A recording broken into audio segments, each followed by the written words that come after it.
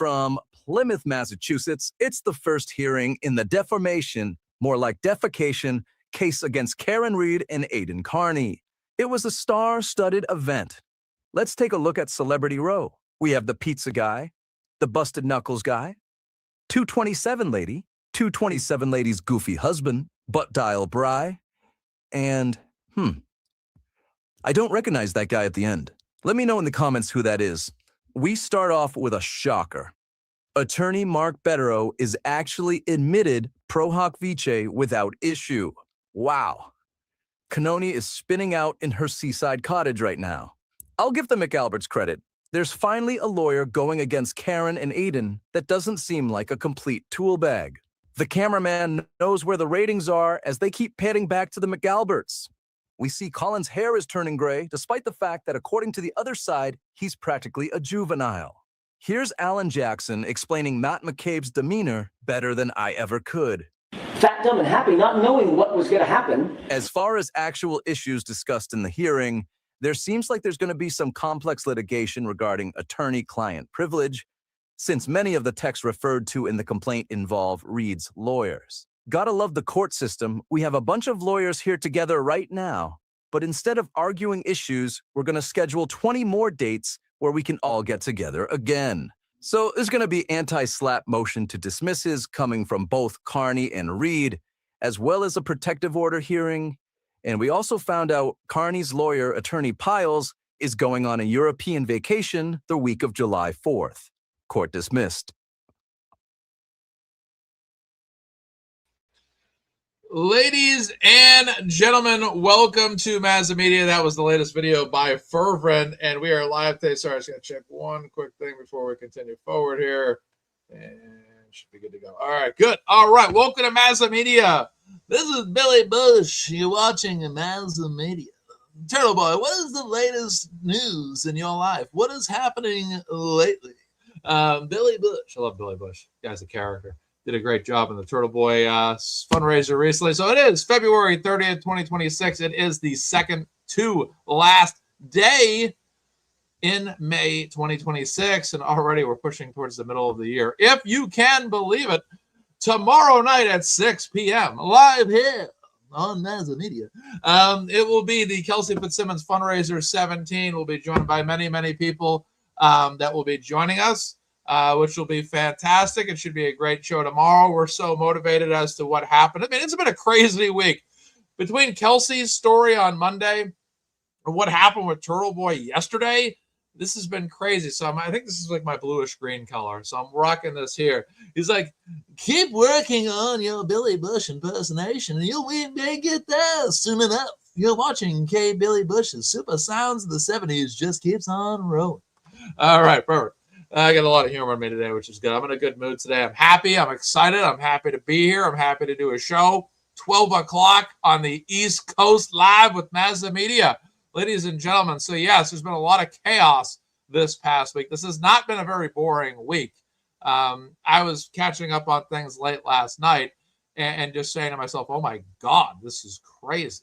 Didn't really sleep well. I kind of went to bed early, then woke up. I was like up at like 4 or 5 o'clock in the morning last night, reading, catching up on stuff at 4:30. I think I posted at 4:30 in the morning for the first time like ever last night. But this is some wild and crazy stuff that we're seeing here. But yes, this is just another step. I mean, this is what happened yesterday and what I've seen happening lately in the Turtleboy Karen Reed world has basically, in my opinion, just really put the focus back on exactly what the focus should be on, is that this is the McAlberts versus Karen and Aidan. That's what the focus needs to be, and that's what the focus is getting back to. And I couldn't believe what happened. You know, when I heard about this, I could not believe what happened. I cannot believe Aidan hopped on a flight to West Virginia only to get there and be told, no, we're not doing the show. That was, I did not see that coming. So they got me. They got me. I mean, I'm shocked by that. That's for sure. I just cannot believe that, well, I guess I could believe they would do that, but I just can't believe they'd actually do that. But my first instincts told me, and I've listened to what Turtleboy had to say on his stream yesterday, when I finally caught up on it, was basically it was a way to shut him down from getting to a larger audience. And I did not know who Timcast was. I don't know who Tim Pool was. The first I've ever heard about this guy was through Aiden. I just don't follow a lot. Like, I don't follow a lot of big streamers out there. Like, I'm not. I mean, there's people that are pro Kel. I mean, there's pro Kelsey accounts and pro Karen and Turtleboy accounts. Some of them I may never heard of. I've heard of most of them, I think. But I, for one, when I heard this happen, I just said, my God, this is Mullen Law's in the house. Mullen Law will be joining us. The Glare will be joining us tomorrow for the Kelsey fundraiser. I just feel like overall, it just seemed to me like some people say they're trying to silence Aiden. I agree with that ideology. But I think that Aiden also hit the nail on the head when he said it's not necessarily Aiden that was the biggest cause for concern. It was the fact that Aiden was going to be on a platform that was massive. And that was what it was. You were having somebody like Aiden, who was one of the most knowledgeable people of the Karen Read case, that has covered it to a level unmatched by anybody else, that has done 60 days in jail, that has actually met the people that are, filing a civil case against him, has worked or talked with Karen Read on multiple occasions.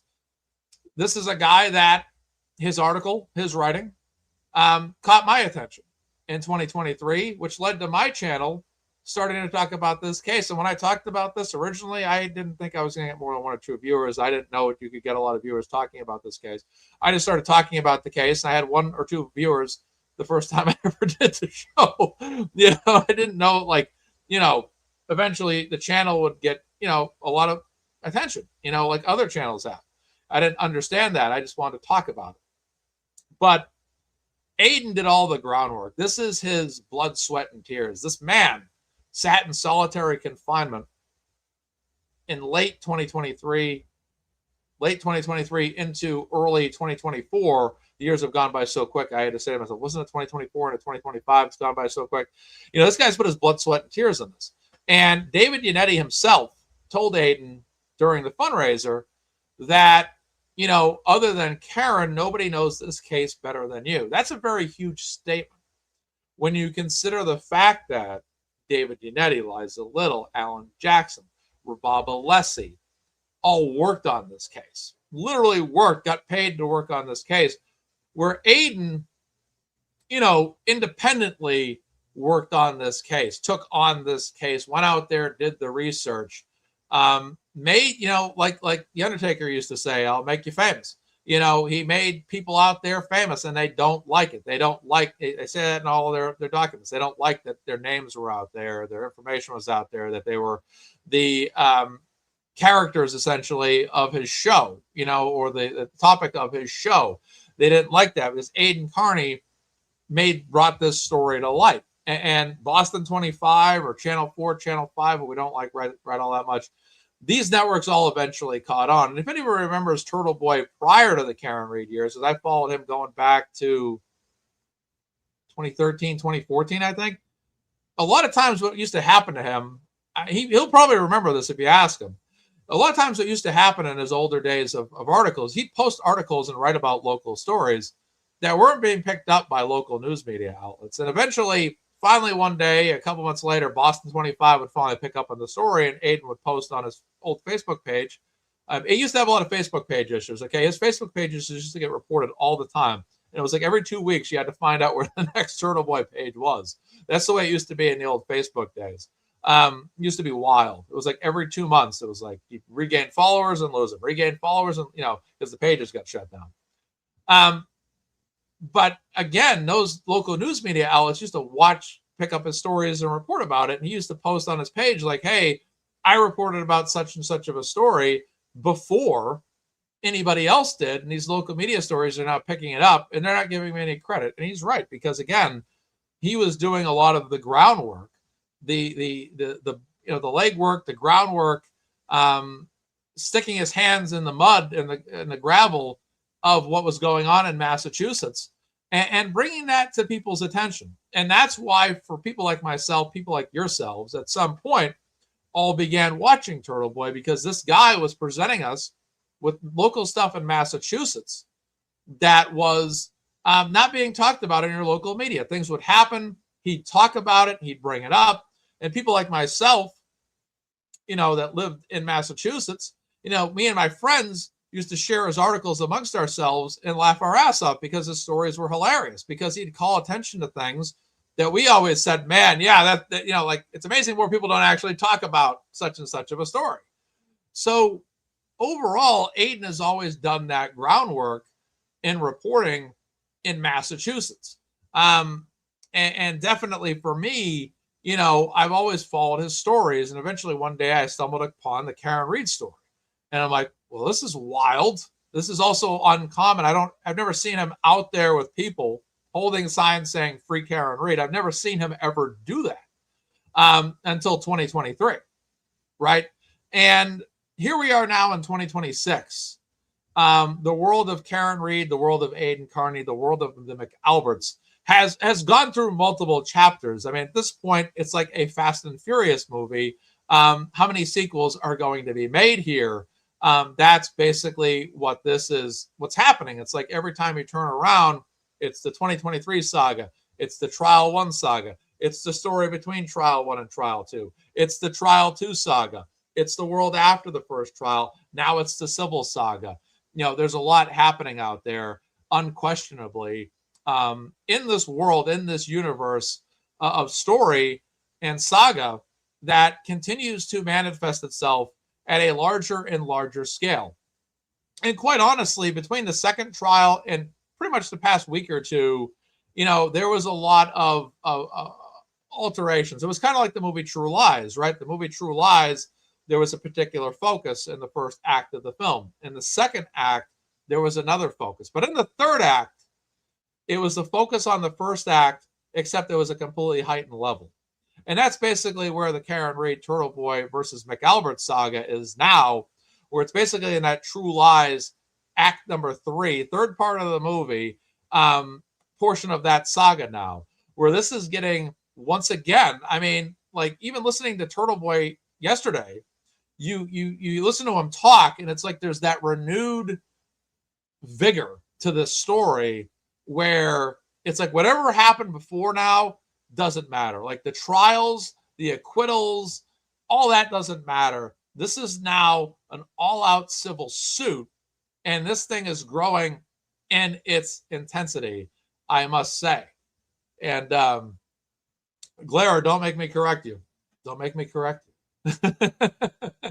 But that's what I feel like now, is like, this is, when you look at this past week, the civil case, you see all the McAlberts there in force. Their whole first team, the McAlbert first team, was out there. It was James Cameron.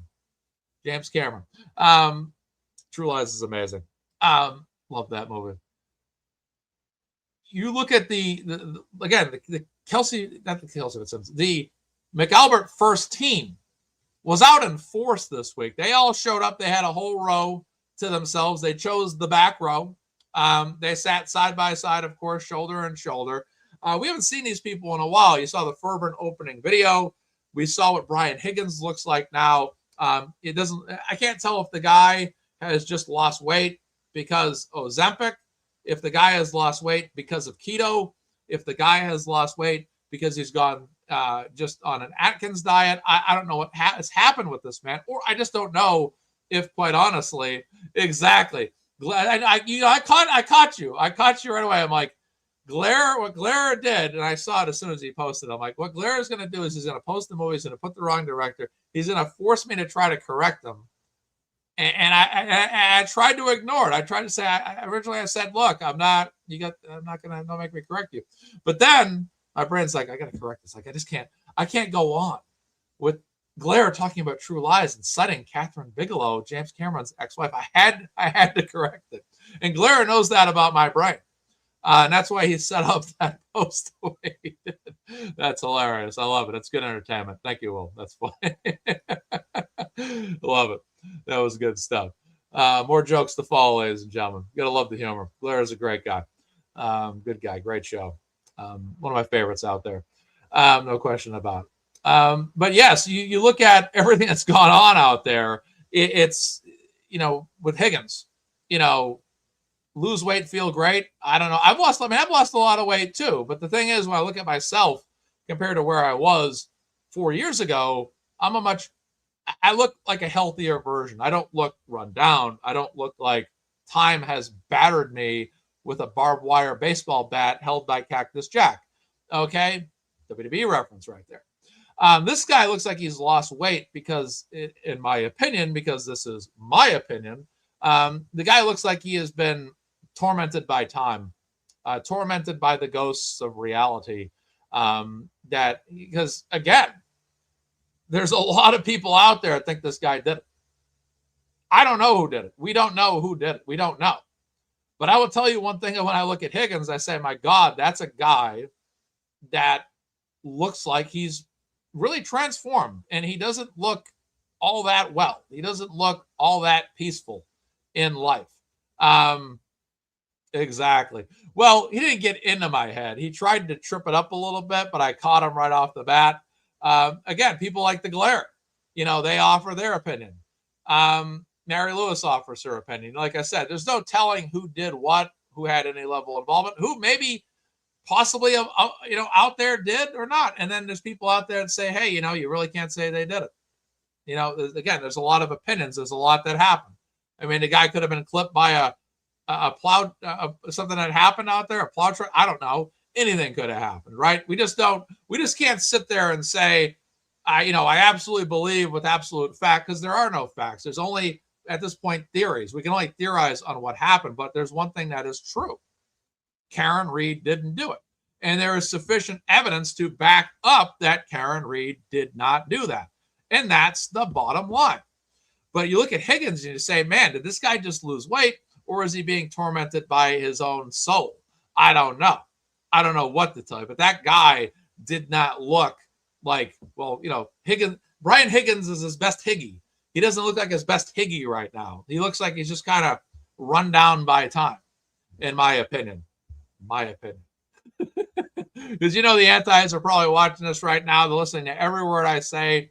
And they're going to say, see if we can catch Maz, see if we can catch Maz, see if we can catch Maz. But yeah, I don't think Higgins looked very, like Blessed Doll hears, he didn't look very happy. He didn't look very confident. He looked kind of disillusioned, just kind of run down, paranoid, if you will. That's the impression that I got. And that's the impression that I get. Song reference right there. If you guys know the name of that song, post it in the chat. But yeah, the guy didn't look, like his best Higgy. He was not his best Higgy, the way he looked. Again, maybe he's just lost weight because of Ozempic or something. I don't know. But again, I take a look at the guy and I'm just like, my goodness. We get this shared here. He just looks like a totally different dude. Let's get this shared. Where am I? Right there. Right there. It's still loading up. I'm having trouble with, I don't know why I'm having trouble with X when I do streaming right now. But yeah, the look of a man who is at absolute peace and isn't worried about a thing. He just looks, when I look at this picture, and again, this is my opinion, he just looks like he's extremely just not like well. He does not look well to me. Like, I don't sit there and say, man, this guy's his best self right now. This guy is happy with life, and all that. Just not at all. Yeah, not at all. No question about it. So I getting back to Aiden Carney and what's happened. Look, we all know Aiden Carney has popularized the story more than anybody. There's no question about it. But the thing is that Aiden's gone on his shows. He's got 6,000 viewers. You got other YouTube shows that have talked about this. My show, Glara's show, Melanie Little's show, Nurse Kim's show, Defense Diaries, Rekieta Law, Brother Counsel. The list goes on and on and on. There's a lot of content creators out there that do shows. Makasi Kos in the house. You got people all over X and TikTok, Boozy Beauty, Canton Chronicle. You have all kinds of people that are on Twitter all the time. Olivia that have posted, Makasi. You got all kinds of people talk about this case all the time. You have Richie Rich Microdots out here all the time, doing great videos, posting great content, doing an award-winning job, in my opinion. There's no question about that. The Microdots videos are unbelievable. But you have all these people out there that are talking about this case all the time.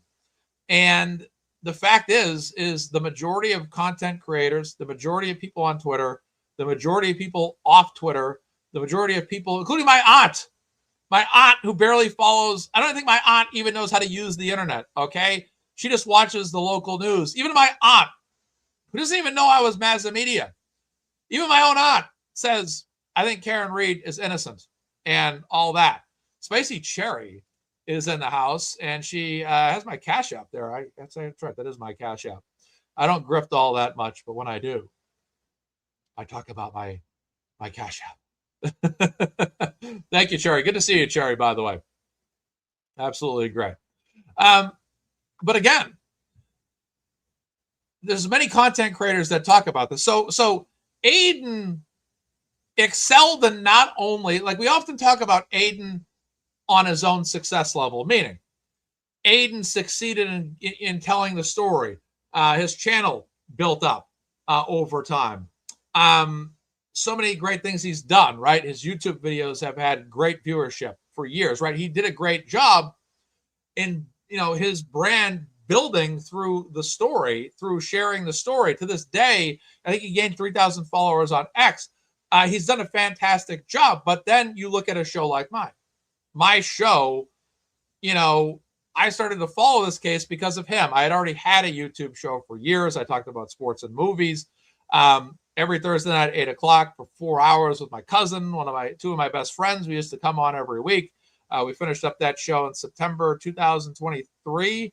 And then that was, I took a break. Then I came back to streaming in early 2024 because Microdots reached out to me and said, hey, you need to talk about this case. I said, all right, I will. So, you have a lot of content creators that have talked about this, on YouTube. So none of these people, really have ever been received basically the letter that was received yesterday by Timcast. Timcast gets a letter. It says, Tim, here's our list of parameters here. Shut it down. And, basically that's essentially in a nutshell what ended up happening. So let's go to this tab and let's take a look here. So Timcast posts yesterday, as you guys have seen, he posts exactly what happens. And this guy is not, to me, someone that I'm very familiar with. I never really knew who he was. And he said canceled. And last night there was a lot of debate about the spelling of the word cancel. On one of my jobs, we had this debate about 8 years ago. Was canceled with one L or two L's. Yesterday, the Glare was on his show, had a big debate about this. As far as I'm concerned, it's like Bill Murray said in Groundhog Day, pick your choose. Just pick your choose. Just pick a spelling variation, run with it, and you can never go wrong because essentially it's both. Glare broke that down a lot more. So again, there's no threat because I think what happens is the level of who we've all reached is it still grows, but Timcast is now reaching a lot of people outside the bounds. Like if you look at every show, like a lot of people that are here, if I asked everybody here, what shows do you watch about Karen Reed or Turtleboy? You probably say Turtleboy, Glare, Defense Diaries. You probably list like 10 shows, right? You'd say 10 shows probably that you watch, which is probably common for most of the people that are tuning in right now, right? So basically, like a lot of times, my show has a shared audience with other shows. So in other words, the people that tune into my shows also tune into other programs as well. And are going to watch those shows. They're going to watch my show. They're going to watch other shows. They probably, again, watch 8 to 14 different shows, right? It's a shared audience. But with Timcast, and every time a new content creator joins in, for example, they introduce the story to their audiences too. So there's a shared audience. Then there's the unique audience, meaning like the Glare, for example. Like the Glare had a big audience, but then also people that watched other shows about Karen Reed also watched this show. So Glare shows his audiences are a lot of times his pre-Karen Reed World audience plus the Karen Reed World audience. So that's how the shows grow, right? So that's great, because then your audience before the Karen Reed World now gets to hear about the Karen Reed story from you. So every time Melanie Little, say, jumps in, Melanie Little had an audience prior to talking about Karen Reed. That audience learns about it, right? So that's how it kind of works in content creation, is that every show has their pre-topic audience and their post-topic audience, right? It's the same thing with Kelsey Fitzsimmons. My show had a lot more followers because I started to talk about Kelsey Fitzsimmons as well. It just, again, the audiences always kind of modify as you stream over the years. Now, with Timcast, as you know, has not, that I'm aware of, ever talked about Karen Reed's story or Turtleboy's story. Now, Timcast show has what? Millions of followers? So this channel is now a whole another world. He has his Timcast IRL page has 2.73 million subscribers. His Timcast page has 205 million subscribers as well. So this is now, again, a story where the saga can now reach a new audience. Now, this is a story that was popular in Massachusetts, obviously popular in Norfolk County, gravitated throughout the states in the United States, and then also picked up fans from across the world, such as Denmark, the UK, etc. All that happened, right? So now the newer audience, where someone like Timcast probably may have a lot of people like yourselves, perhaps, that might have followed him, known about him for years, not me. But now all of a sudden, this guy's got $2.something million, 2.7 million subscribers watching his channel. So now all of a sudden, what you have here is you have a big opportunity for Aiden, who not only took his original audience, built upon that audience, also had a effect where other channels like myself started to talk about this case, but now would have an opportunity to speak before an audience that would bring in a lot of people. Rami, thank you so much for the Cash App. Thank you so much. I see that. Thank you so much. I'll read that later. An audience that never before has, the majority of it, has never seen or heard about this case before, potentially. Now, a lot of these shows, they have their regular programming. They talk about what they talk about. They have their guests from time to time, topic changes from time to time that might strive against the typical narrative. But you also have a show that is going to have a lot of us tuning in, right? A lot of us would have watched it. A lot of us would have tuned in. But then also Tim Pool's audience that is uniquely his own before talking about that topic is also going to be tuning in. And I think that for me, when I look at all of this, they were not, in my opinion, the threat wasn't necessarily Aiden talking about the story, because Aiden always talks about the story. The threat was Aiden talking about the story on a platform that has a large magnitude of people that tune in, many of which have not heard about this story before and now would be introduced to the story. There's a lot of times on, say, Netflix, you tune into a documentary and you watch, say, a true crime story that maybe you've never heard of before. Say you're just Netflixing and chilling on a Saturday night or Sunday night, and suddenly Netflix promotes a mini series that's 4 videos long, episodes long, right? you tune into it, and suddenly you start to realize, man, this story is extremely intriguing. You binge watch the whole thing, you watch it in 4 hours, and you're done, right? Now, that story you'd never heard of before, but you heard about it because you saw it on Netflix. And you heard about it through Netflix and learned that actually this story took place 7 or 8 years ago, right? That's the thing about the Karen Reed story, the John O'Keefe story, is this story will continue on time after time. Now, what's interesting is actually HBO Max did a documentary on this. And they never get hit with a letter. But you're going to have that constant throughout time, people that are trying to, let me see if this person's coming at me here. 1 second. I might have a troll in the audience. Let me just take a look here, because I'm getting them out of there real quick.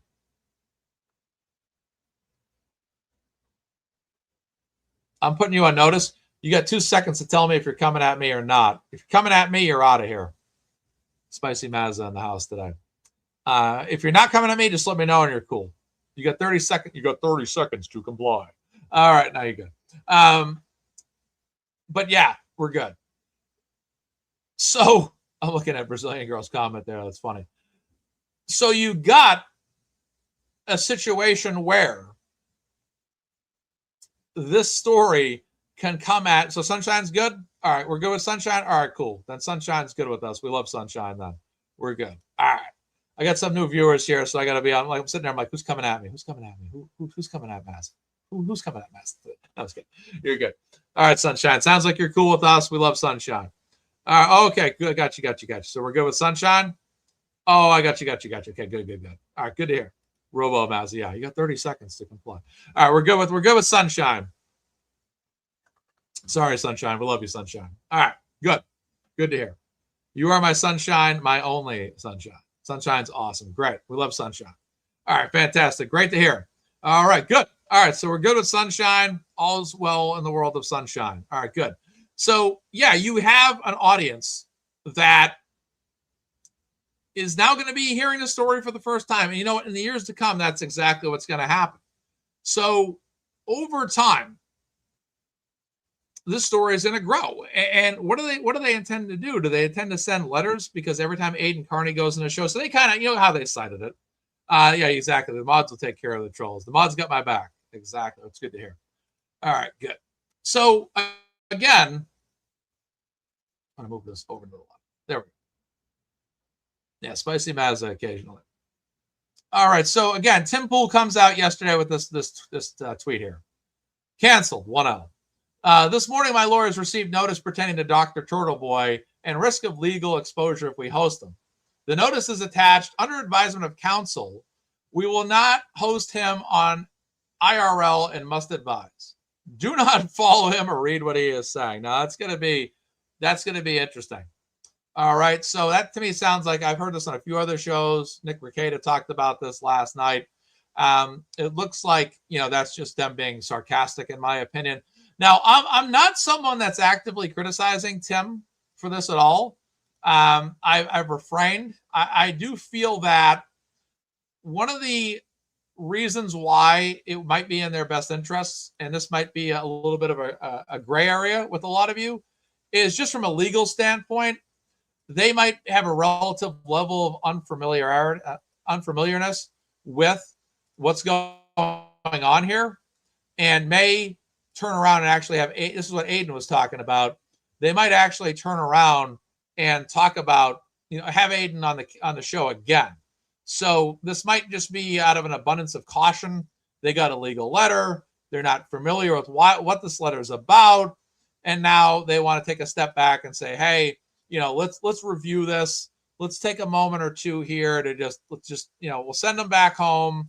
We don't want to take any unnecessary legal risks. Let's just shut this thing down. We'll look into it and we'll get back to that. So I'm not going to read through too much of this yet, but what I want to do first is I want to play Nick's video because he actually addressed this on his show. Let's play that first. Let's get this on here. So this is his response. And, you just never know. Like Plevin wants to be on the show now, apparently. Plevin wants to be on the show, I guess. He's like, oh, you can have me on the show, Tim. And I don't think he's going to get a response, but that's okay. All right, let's share this up here. So this was Nick last night on his stream. So there was a lot of speculation as to where he really stood. Obviously, he was taking a lot of criticism. People were like, hey, how can you boot Turtleboy like that? You're a First Amendment guy. If you're a First Amendment guy, why would you get Aiden out of there? Why would you do that? Why wouldn't you just stand tall, stay in the pocket, have Aiden on, go forward with the show, and that's that, right? It doesn't make sense that a guy that's First Amendment would do that. But, like he gets to saying here, there is legality. They have legal counsel. There's red tape. There's whatever, where it's like, hey, maybe we just need to just not have him on the show tonight. Let's look into this thing, do some research, figure it out for ourselves. We can always have him on the show again in the future, right? So that's kind of what I heard Aiden say a little bit about too, to some degree, was that there was a chance he might actually be asked back on the show. There might just be a need for them to look into this because, again, getting a letter like this on short notice before a show, I guess a lot of times they're not comfortable just going on the air and saying, okay, well, if we have this guy on, are we suddenly going to get hit with this, and that? So my personal opinion, this is my opinion, this is my viewpoint. I'm reserving judgment for now just because I'm giving them the benefit of just saying, well, we need to take this into consideration. We need to review this. We need to make sure we have a full understanding. And once we have a full understanding, we can just always invite them back. We can always have them back out here again if we want, if we determine that, hey, this is just a load of nonsense and we want to move forward. So that's possible. And to me, listening to Aiden yesterday, he seemed very optimistic. He seemed very optimistic about, the chances of being back on. It looked like he had some pretty good conversation with them as well. And I understand, look, a lot of us are outraged. A lot of us really wanted to see Aiden on that show bad. It would have been a great opportunity for him to introduce this story, not only to Tim, but to a new audience as well, which would have really grew this story. But overall, there's some criticism. Temp says, hey, look, it's not a good look. Doesn't believe that's a good look. And a lot of people feel that way. And you're right to feel that way because, again, it is. It's kind of like for a lot of us, we know the story, we know the saga, we know what's going on. I guess for them, they don't, or don't have a full enough understanding of what's going on. So they ended up ultimately giving their opinion or giving some feedback as to what went on. And this is what they had to say. Actually, maybe I can just pull up the old tweet here. As to why we don't have. And so I can just read for you the exact statement. And it is this: canceled. This morning, my lawyers received notice pertaining to Dr. Turtleboy and risk of legal exposure if we host him. The notice is attached. Under advisement of counsel, we will not host him on Timcast IRL and must advise, do not follow Dr. Turtleboy on X. Do not read or listen to what he is saying. Do not pursue his website. This is Aiden Kearney. We were informed that So he goes, do not follow him or read what he's talking about. Then he proceeds to hover over he not only tags him in the post, he hovers the mouse over his name so everybody can see where to go to actually follow him. So to me, that tells me a lot about Tim right there, that Tim probably individually wanted to have Aiden on, wanted to talk about this, but again, due to restrictions, things that go on behind the scenes at his platform, they had to kind of just, he had to unfortunately tap on the brakes. But it sounds like to me, his attitude is just like, come on, this is all nonsense. You know what I'm saying? And like they said, the Streisand effect, all this is going to do now is create more curiosity because now people are tuning into Tim. They're seeing Tim talk about this and their audiences are saying, gee, that's interesting. Why couldn't Tim have this guy on? Well, I know Tim couldn't have the guy on, but now I'm going to start researching the story for myself. And now they're going to go online. They're going to go on Aiden's Twitter page. They're going to go on his YouTube page. Aiden's viewership is now going to go up even more. When he does a show Saturday or Sunday night, that viewership will be 1,000 viewers higher. His Twitter following goes up now, all because, again, one way or another, publicity, good or bad, is publicity. And whether it's we had Aiden on or whether it's we canceled on Aiden, that is still publicity for Aiden. That is still an advertisement for Aiden. That is still something that's going to build his brand, build his voice, and get his name out there to a newer audience. It was reported on Twitter that Aiden gained over 3,000 followers since yesterday as a result of this. Probably would have gained a lot more if he had been on the show, but still, 3,000 people were curious about that are now going to start to read about this story, probably share that story with other people, and that's only going to grow more. Everything magnifies, right? There was something on Twitter I just saw before the show. Would you rather get $1 million for 30 days or get a penny a day that doubles every single day, right? So after 30 days, when the penny was doubled from 1 cent to 2 cents to 4 cents to 8 cents, 16, 32 cents, 64, and on, that ended up equating to $5.3 million. So over time, things magnify themselves. This was a win for Turtleboy, regardless of the appearance, because he gained 3,000 followers.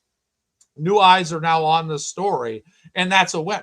That's a big win for Aiden yesterday, regardless of having to take that trip, go back, not appear on the show, maybe not get the maximum level of benefit from it, but still got a lot. This is now eyes on this story. And the thing about people that watch shows like Timcast, regardless of your political ideology, Republican, Democrat, or indifferent, you now have people that typically look for stuff like this. They're people that are First Amendment people, freedom of speech people, that now all of a sudden say to themselves, geez, this guy Aiden Carney was going to be on Timcast show, but now all of a sudden he can't come on the show. I wonder why.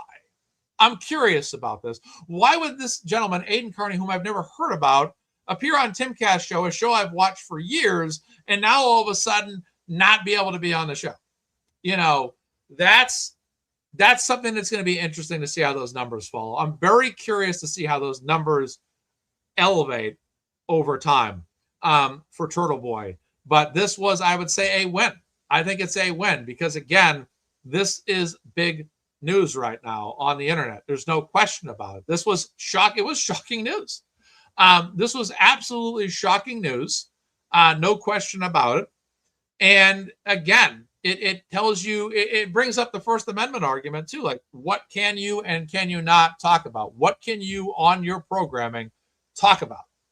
And why? Or why not? You know, you should be able to go on a show and state your opinion. You should be able to do that unquestionably. Other people can go on a show. I mean, there's other people out there that don't like Turtleboy, and every day they go, or every, a couple times a week, they go on a show and say, I don't like Aiden Carney because I think Karen Reed's guilty, because like him or hate him, everybody has a right to their opinion. If you prefer apples over oranges or oranges over apples or cucumbers over tomatoes or tomatoes over cucumbers, it's your choice. It's just called America. This is a free country. And you have the right to do that. You have the right to give your opinion. And I think that's what one of the arguments is going to be here. And I think this is why Aiden, again, for the civil suit, has hired an attorney that is a strong First Amendment advocate. You know what I'm saying? So it's just, now, hey, Bettero's on board here too. That's huge news this week. Bettero's now on board. Yeah, that's what I say, Cherry, too. I do see this as a win.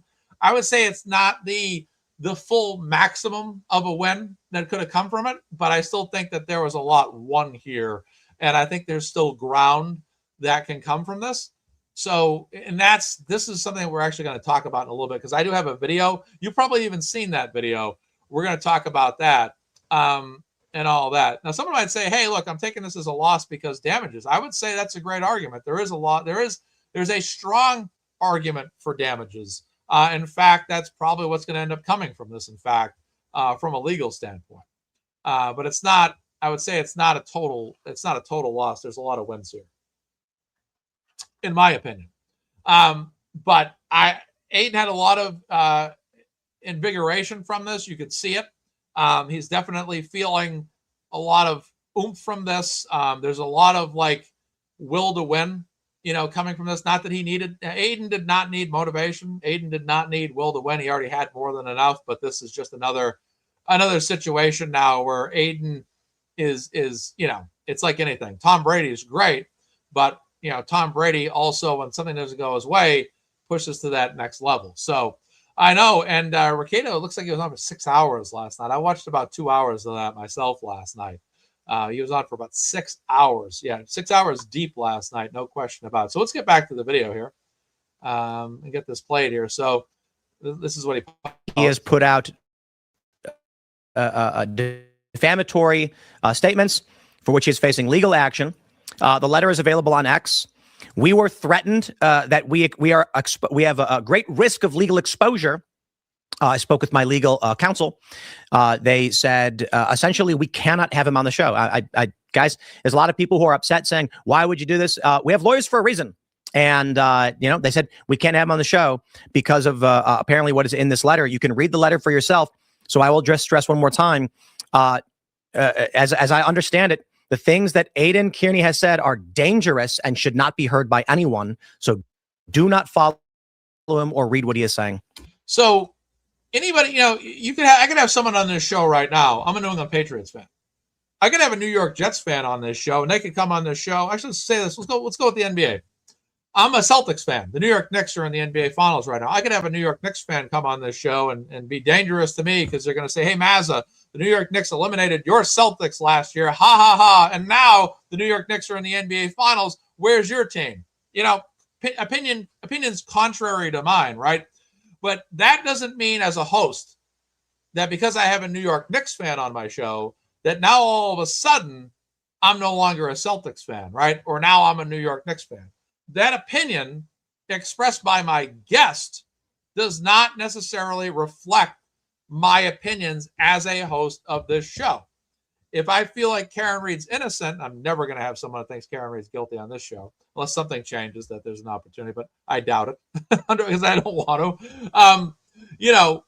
That does not mean that I'm whatever, but I would just say, again, I'm not a New York Knicks fan because a guest comes on my show and I'm a Celtics fan. That does not compromise me as a Celtics fan. It's the same argument. It's just because Tim has Aidan Kearney on his programming does not mean that everything Aidan says, Tim endorses, agrees with, supports to the fullest, is ready to join forces with Aidan. It doesn't mean any of that. It just means he's having an individual on his show to talk about a story. It's like when Aidan goes on Court TV, right? He's going on that show. There's other people on Court TV that thought Karen Reed did it. Somebody out there at least. And that does not necessarily reflect. That's why you see Vinnie Politan is like, well, she could be innocent. She could be guilty. I'm Vinnie Politan, but then you have the guests out there like Plevin that's going to tell you Karen Reed did it. Nick Rocco, Karen Reed didn't do it. When Aidan was on there, Karen Reed didn't do it. You're going to have a multitude of different opinions on your program, but that doesn't necessarily reflect your brand or your host, right? Unfortunately, that's how this needs to be looked at. So I don't see the argument for Tim being disallowed from having a guest on his show. CNN is Democrat, Fox News is Republican. Occasionally, they have a conservative on CNN. Occasionally, they have a Democratic viewpoint on Fox News, right? That does not mean the network is flipping political viewpoints. It just means that they're having somebody with an opinion, a ideology on their program. My attitude is Aidan is simply going on a show to discuss his opinion, his belief system, and his ideology. And I don't see how that in any way becomes a problem for Tim Pool. I don't see why Tim Pool and his legal team should get a document like this telling them, hey, you better not have him on or this X, Y, and Z may happen. I think that to me is what's so wild about this is I can't believe this has, I guess I could believe it happened, but I just can't believe how outrageous this is. I just think that this is absolutely ridiculous. And that's a great point. I thought the same thing myself. How much did that letter cost? They had to put, money to that. They had to write a check for that to get that information, what's so on. So it's, that's another great point. That's not coming cheap either. And that's what Aidan said. Mark Randazza said this as well. He said, they got a lot of money they're throwing around here, but again, it's just extremely interesting to me that this was shut down. And again, I don't see why Tim and Timcast IRL have any burden here in terms of who they choose as their guests. Their guests could be, I mean, they could have a guest next week that maybe was anti-Turtleboy or anti-Karen Reed. Does that mean Aiden and his team or Karen and her team should send a letter similar to this? You know, or is it just that it's fear? Is it just that they're afraid that Aiden going on there is going to tell a story? Obviously, they want to control the narrative. They don't want Aiden's narrative getting out there. So they obviously want to shut that down. But is there a bigger issue here? Because I'm going to say this again. We're going to play a little bit of Rekieta Law next once we finish this video. But Rekieta Law said it too. You know, what are you afraid of? I mean, because I mean, the argument that everybody makes is if Karen Reed didn't do it, who did? Who did? That's the argument. Who did? We know Karen Reed didn't do it because the evidence shows that, but who did? We don't know. A lot of people have belief systems out there buried. They think this person, that person, this could have happened, that person could have done this. They don't know. It's a whodunit. But it ain't Karen Reed. So if it's not Karen Reed, people are going to ask the next question. Who is?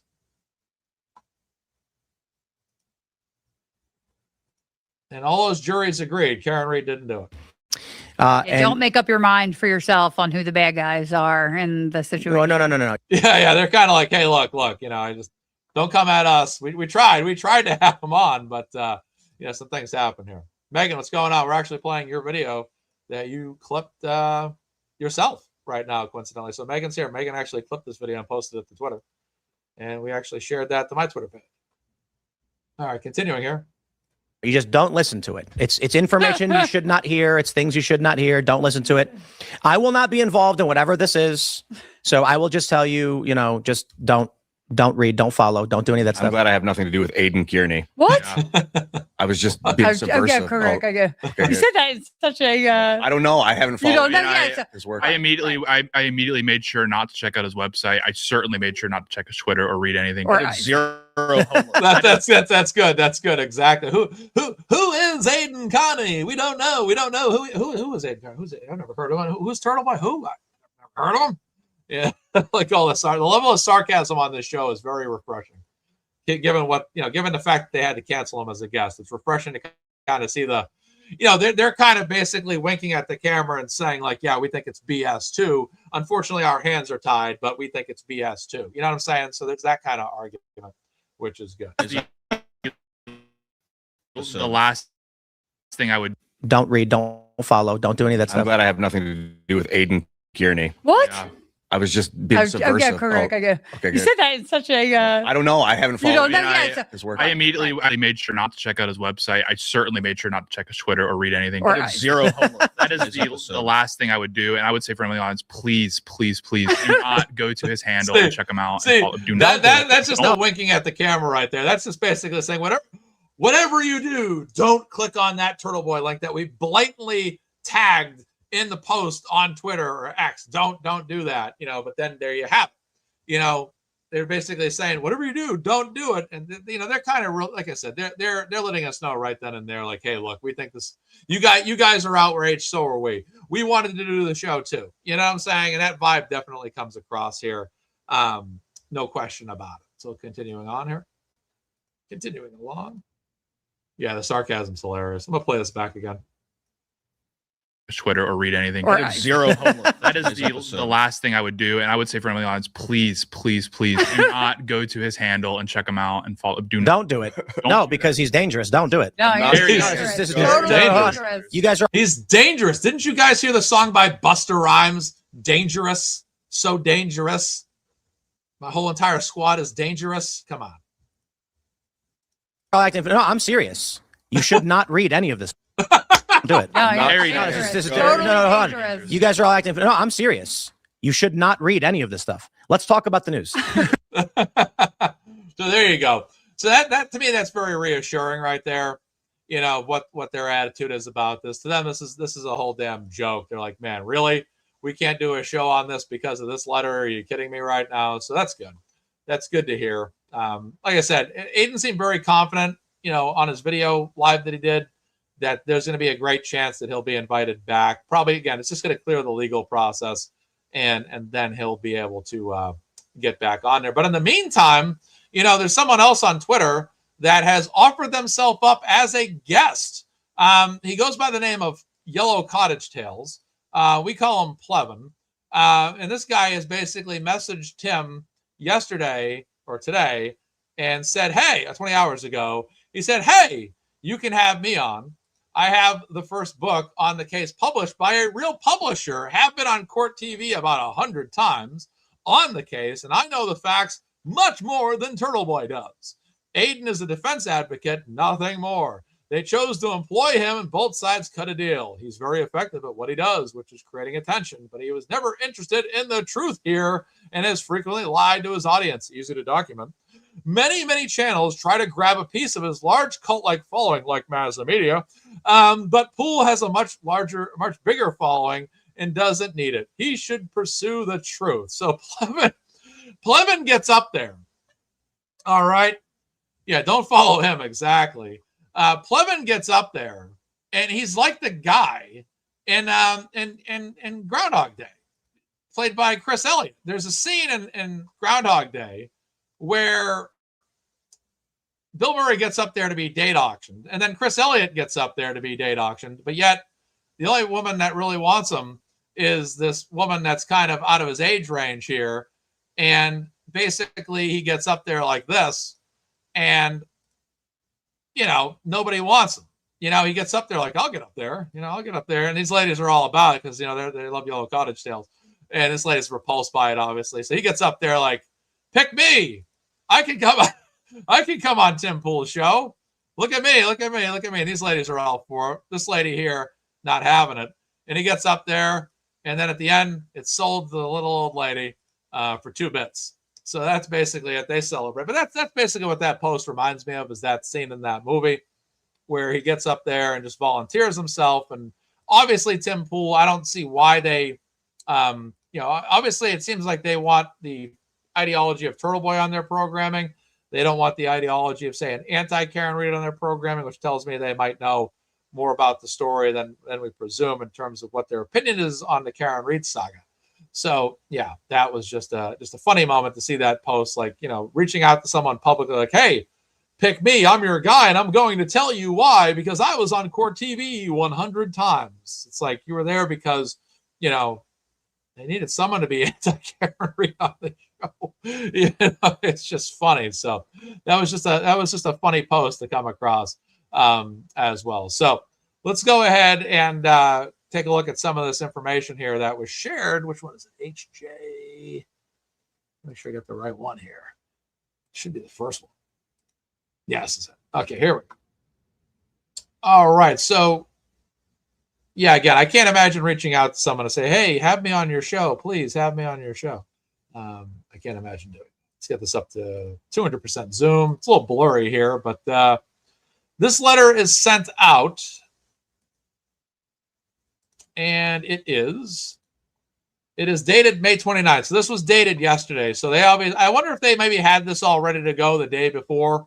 Did they intentionally wait to the day of to get that out there, or did they get up early in the morning, get this ready and out the door? But I feel like this might have been there might have been a strategy here to try to undercut Aiden's appearance right after he had traveled. For example, they would have known that, if they were watching Aiden's shows, I presume they were.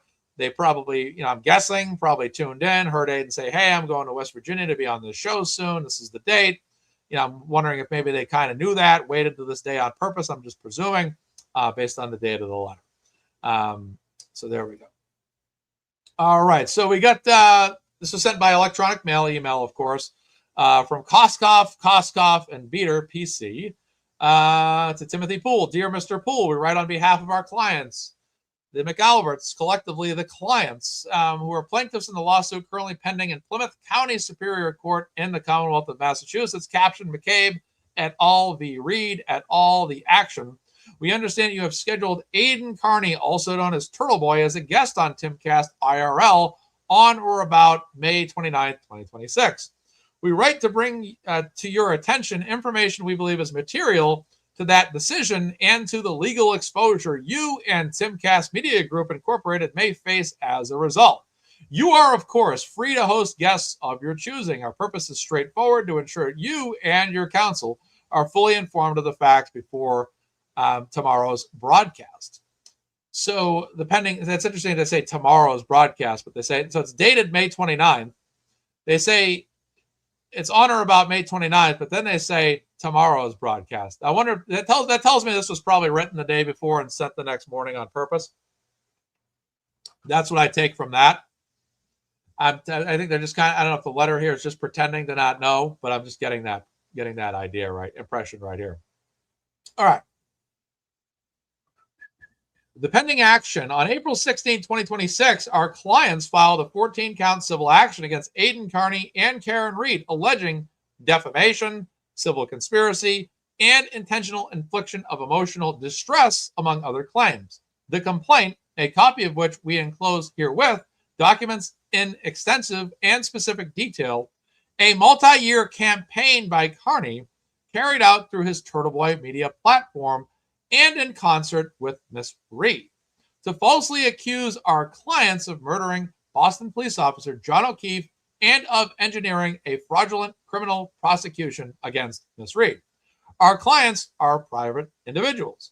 The McAlberts testified truthfully, repeatedly, and at a significant personal cost during the Commonwealth's criminal prosecution of Miss Reed. As the complaint documents, Carney's response to that testimony was not debate or legitimate criticism, but a sustained campaign of targeted defamation.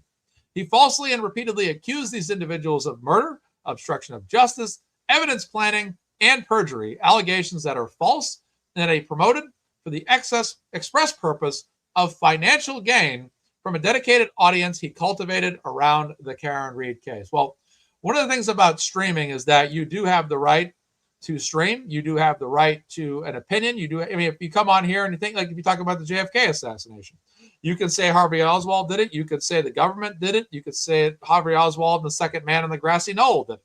The options are yours. The decision-making is ultimately yours. Aidan Carney can go on his show and say, this is what I think happened. This is what I think happened. This is what I think happened.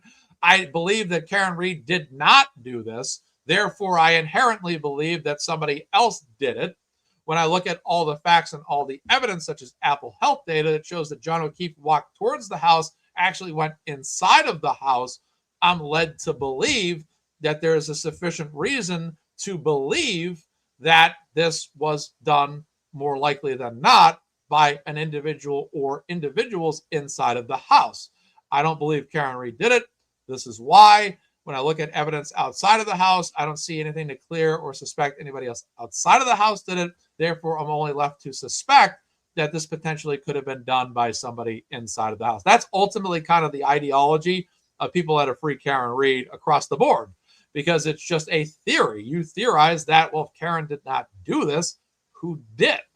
You know what I'm saying? So when Aidan goes on his show, offers up his opinion that this is what he thinks happens, that's not necessarily a campaign as much as it is an investigation by an investigative journalist that is looking to get to the bottom of a case. I'm just catching up on this message here. That's funny. All right, that's funny. That's good. I might have missed one of the earlier comments that's in response to. Yeah, it's just, again, if you do the math, you know, it's easy for you to theorize because, again, people out. I mean, you think about all the people online that say Karen Reed did it. Are those targeted campaigns against Karen Reed? Are you telling me that every single person out there that says Karen Reed is guilty is targeting her? So I would argue this: if anybody out there thinks that anybody else other than Karen Reed potentially did this, and that was, say, cause for a civil suit, then you're telling me that every single person on the internet that has ever said Karen Reed did this is equally defaming and making false statements against Karen Reed that also qualifies as a civil suit. That in a nutshell is that, you know, what about all the people who are saying Karen did this? Karen Reed was acquitted. They had 2 trials and both times she walked out the door. No handcuffs, no bus, no trip to a prison, nothing. None of that happened at all. And both juries one jury couldn't definitively declare her not guilty.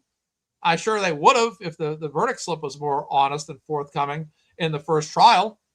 But in the second trial, the jury definitively declared her not guilty.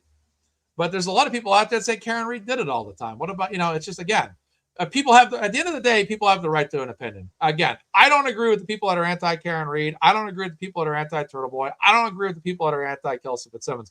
Do I think that they have a right to say and have an opinion or theory? Of course, because I would also expect that I, in any other show, Aiden, The Glare, Nurse Kim, whomever, Melanie Little, all have the right to express their theory or their opinion. Who do you think shot John F. Kennedy? Who killed JFK? You have a right to the theory. You have a right to believe what you want to believe.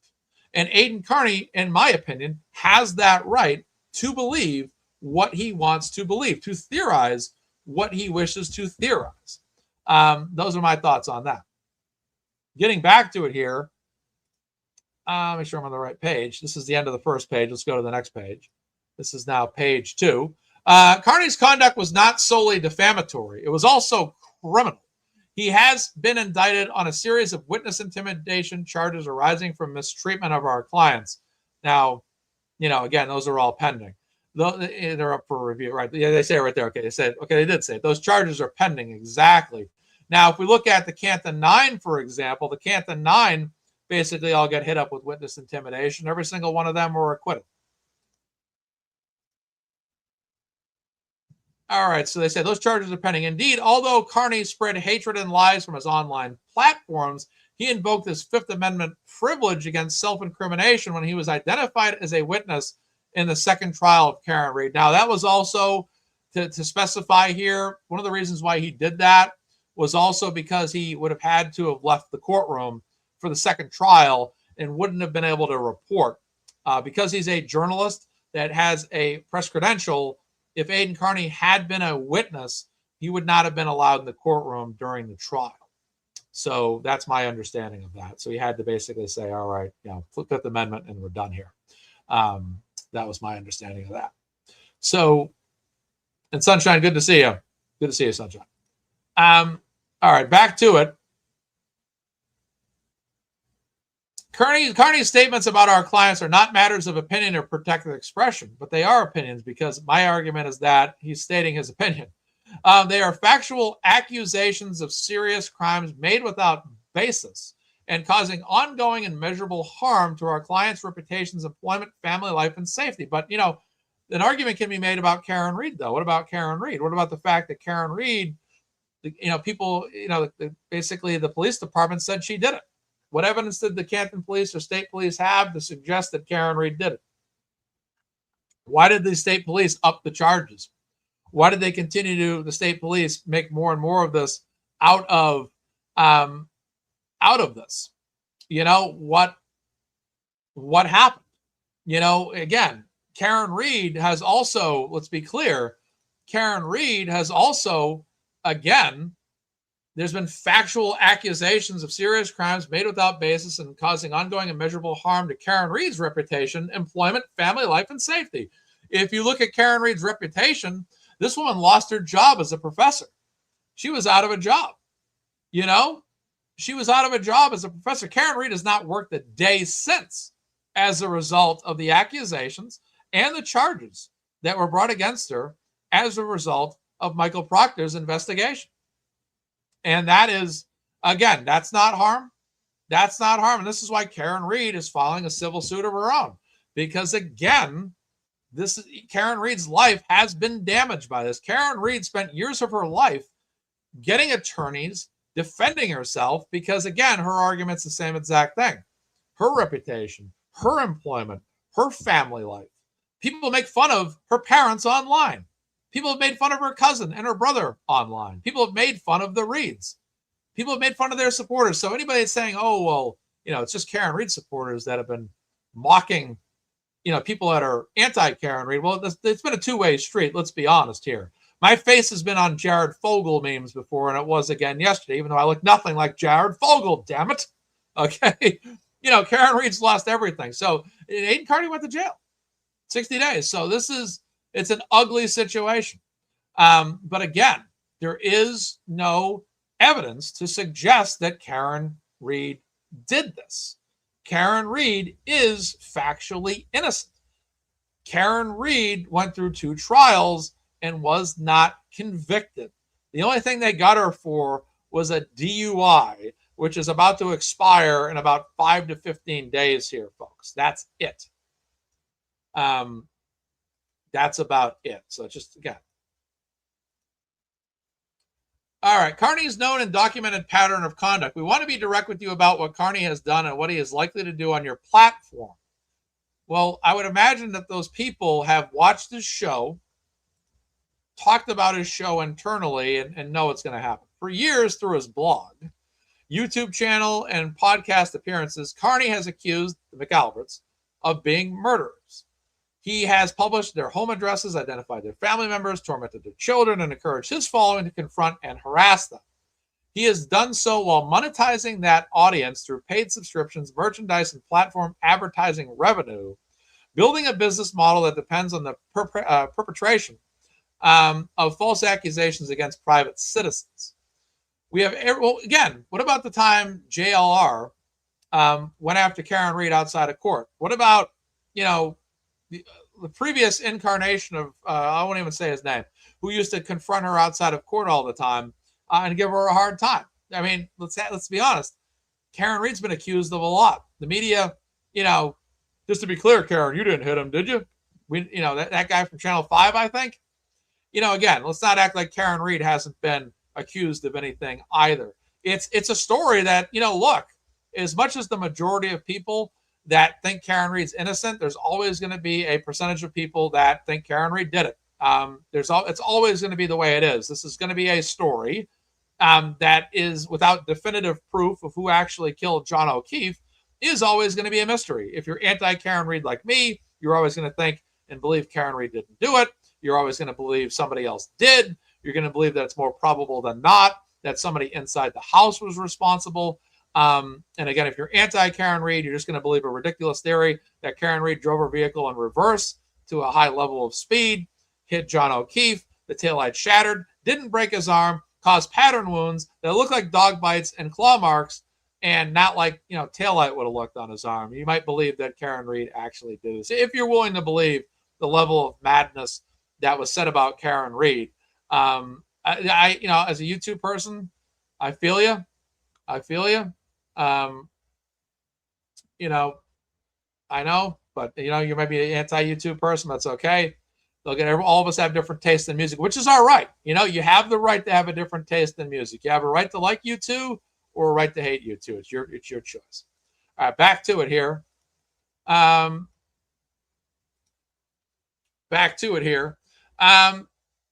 He has done so while monetizing, blah, blah, blah, blah, blah. I guess says, we have every right to believe that Carney's purpose in appearing on your program is not to engage in good faith discussion about the legal proceedings or his own conduct, but to use your substantial audience, which dwarfs his own, to republish the same defamatory statements that form the core of the pending action while reaching a new pool of viewers and generating new revenue. So that right there,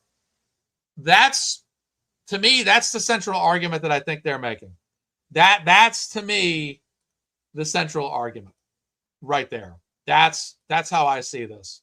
Is that's basically, regardless of anything that's said on this, that's the central argument right there.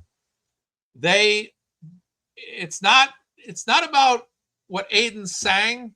It's that Aiden is going to be on a large platform that he's going to be speaking before, and that's what they're trying to prevent here.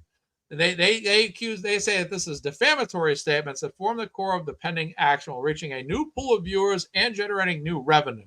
That's basically what is the core of this letter here. There's no question about that. But there's a counter argument, I believe, that I have a video on that I can play later, where there's actually an attorney that says this might actually be considered damaging to Aiden's reputation and kind of causing financial damage to him. So there's an argument that can be made there as well. All right. So indeed, as recently as this week, Carney has continued his defamation campaign by publicly and falsely describing our clients as cop killers and bragging he had exposed who the fuck they are and what they did. Based on his documented conduct, any such appearance on your show presents a concrete risk that specific false and legally actionable statements about our clients will be broadcast on your platform. So that's, there was an argument too, like, a show like Melanie Little, a show like The Glare, other larger platforms that have over 1,000 viewers on a regular basis. Those shows have not got a letter like this, because my argument would be is that those shows are considered through reputation to be already a pro Karen Read show with a pro Karen Read audience, minus the hate watchers, right? But this show would be perceived as a show that is a neutral show in terms of its understanding of the McAlberts versus Karen Read and Aidan Carney. And then this would be, again, looked at by them as it's not that Aidan's appearing on a show that's the threat or what they're fighting against. The threat is that this is a large platform that is not through reputation, a pro Karen Read show, with a show that is made up of an audience that maybe less than 1% or 5% is pro Karen Read or aware of the story.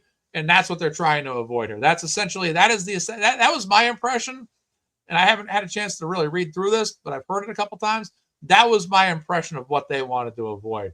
It wasn't necessarily to shut down Aidan from talking because he can do that on his own show.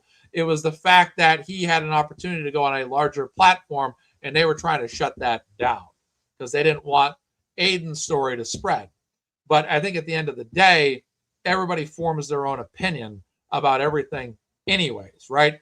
Everybody that has listened to Aidan Carney's show over the years has formed an opinion about whether they believe in that or not. The majority of people have been pro Karen Read after learning about this story, as evidenced by the amount of people that were outside the courtroom at the end of the second trial wearing pink shirts.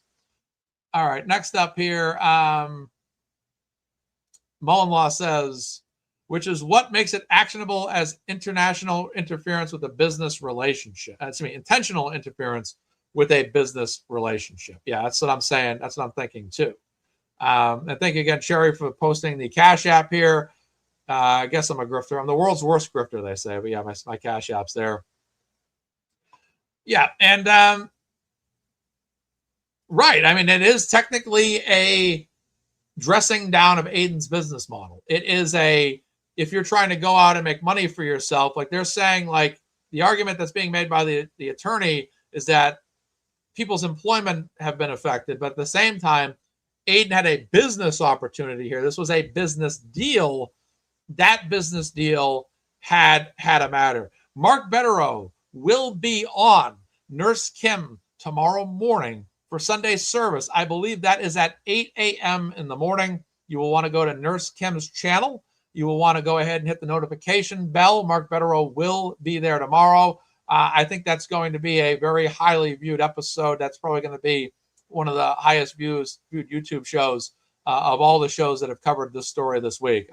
But like things said here, he probably won't talk about it, but knowing Mark, he may potentially, to some degree mention it, albeit in a restrictive sense. There might be some brief, I'm guessing that's my projection, is he might briefly at least acknowledge it to some degree, but I think that's going to be a highly watched episode tomorrow for Nurse Kim. No question about it. She has big viewership every week, and I think that's going to be a big viewership, highly viewed episode. Someone saying he will not talk about it at all. I think I agree, but I still think to some degree, typically I've seen him talk in little like it said, tidbits, right? Tidbits, tidbits. Right, exactly. He won't talk about it directly to it, but he will drop hints. And then Mullen Law says he will talk about it abstractly in true Betterow fashion. Exactly. That's typically Betterow. He'll do it like, if he can't talk about something, he might, like you said, tidbits, abstract, little things like that as well. So, right, the breadcrumbs are coming. All right. Yeah. All right. Perfect. Yeah. In general, exactly. All right. Cool. Getting back to it here. Let's just see what else is said. All right, so this is where they talk about good faith discussion. He won't be doing that about legal proceedings or his own conduct with use substantial audience, which dwarfs his own, to republish the same defamatory statements that form the core of the pending action against Aiden while reaching a new pool of viewers and generating new revenue. Indeed, as recently, I think I just read this whole thing. I read the whole. All right, let's move on. Section 3. Let me just read the last sentence one more time. Based on his documented conduct, any such appearance on your show presents a concrete risk that specific false and legally actionable statements about your clients will be broadcast on your platform. Section 3. Your platform's potential legal exposure. So now this is the point where they dig in about, first of all, they talk about Aiden, what they think Aiden's going to say. Now they're starting to dig on Tim Pool's. Now I do have some opinion about this. Again, I don't understand how, if I bring a guest of a different ideology onto my show, or any host of a show brings in someone with a different ideology onto their show, how is that the responsibility of the host? Many shows across YouTube or television bring in people with competing ideologies. And that, I'm saying, it's just interesting. Interesting. Tiff says, Mr. Betterwell will say something like, not referring to a specific case we're all thinking about, and use an analogy as my prediction. All right, next up, Section 3. We draw attention to the well-established principle that a broadcaster or publisher who permits a third party to defame another with knowledge of or reason to know of the defamatory character of the statements may itself be liable for the harm caused. This principle applies with particular force, whereas here the host has advanced notice of a guest's established pattern of defamatory conduct, right? But I find that very interesting because, make sure I'm on the right view. Okay. I find that interesting because wouldn't any host, this is just my argument, wouldn't any host, like I said, if you are a opposing viewpoint show and you host someone that has, assuming the underlying defamation claim has been proven and it has not, right, that's a good point, because it's all, the defamation is all up for essentially, assuming the underlying defamation claim has been proven. So at this point, it has not been proven. So effectively, if they had him on the show, so let's say this, just for argument's sake, let's just say that Aiden down the road, they determined it's defamation. This is just for argument's purposes. If that happened, this show would have preceded this defamation being proven. So would that not, Lori, prevent Tim Pool and his show from any kind of liability? So whether or not it's proven down, say, let's just say, okay, they whatever, something happens, it's defamation. Wouldn't that not down the road, if proven or whatever, wouldn't they not be liable because that defamation claim has not yet been proven? Wouldn't that only matter if, say, someone hosted them after the fact? I don't know. I'm just kind of thinking it out loud here. I'm trying to make sense of exactly how that would work. But if it's not proven, yet, then it's all just he said, she said, right, is my argument. So in other words, I just don't see why Tim Pool's show would have any level. I guess Emily C is going to put this in simplest sense for me. Mazza, you cannot use logic to understand. Exactly. But yeah, it just doesn't, to me, seem like if it's not proven, then, it's not, right now it's not proven. There's nothing. I don't think it's going to be proven because I think there's nothing to prove. That's just my argument. Rat House Media in the house. I'm sure Rat House Media is going live tonight. Yeah. Someone goes, for Giggly Goo, if he was found liable, then it still doesn't matter. Yeah. Lori Mullen says, yes, exactly. They're presenting it in this letter like the defamation is already true. There we go. So that's a good point. This is all stuff that's being debated and contended in civil court that's pending, that's to come. So regardless of whatever the outcome is, there's technically no liability, in my opinion, based on how I'm reading this, for Tim Pool and his show if they had him on the show. It's pending litigation, Lori Mullen says. And Lori Mullen is an attorney for those turning in. Yeah. Yeah, it is a good day for YouTube, that's for sure. Yeah, I think that's a great point, Home Slice, that you're making. That to me is why I think this all happened the way it did. I think that they had massive. Yeah, I do bleep out the bad words. Yep. Yeah, but they, like I said, I agree with you here. I think that they got this so quick before showtime that they didn't have time to do a thorough enough review. And as a result of not being able to do that, they just said, hey, Aiden, we can't have you in the show tonight. Legal team said no. Maybe we can get you back another time, but for now, we can't do it. You know what I mean? So that's Home Slice 705. Yeah. Yeah, exactly. Absolutely. Let's see here.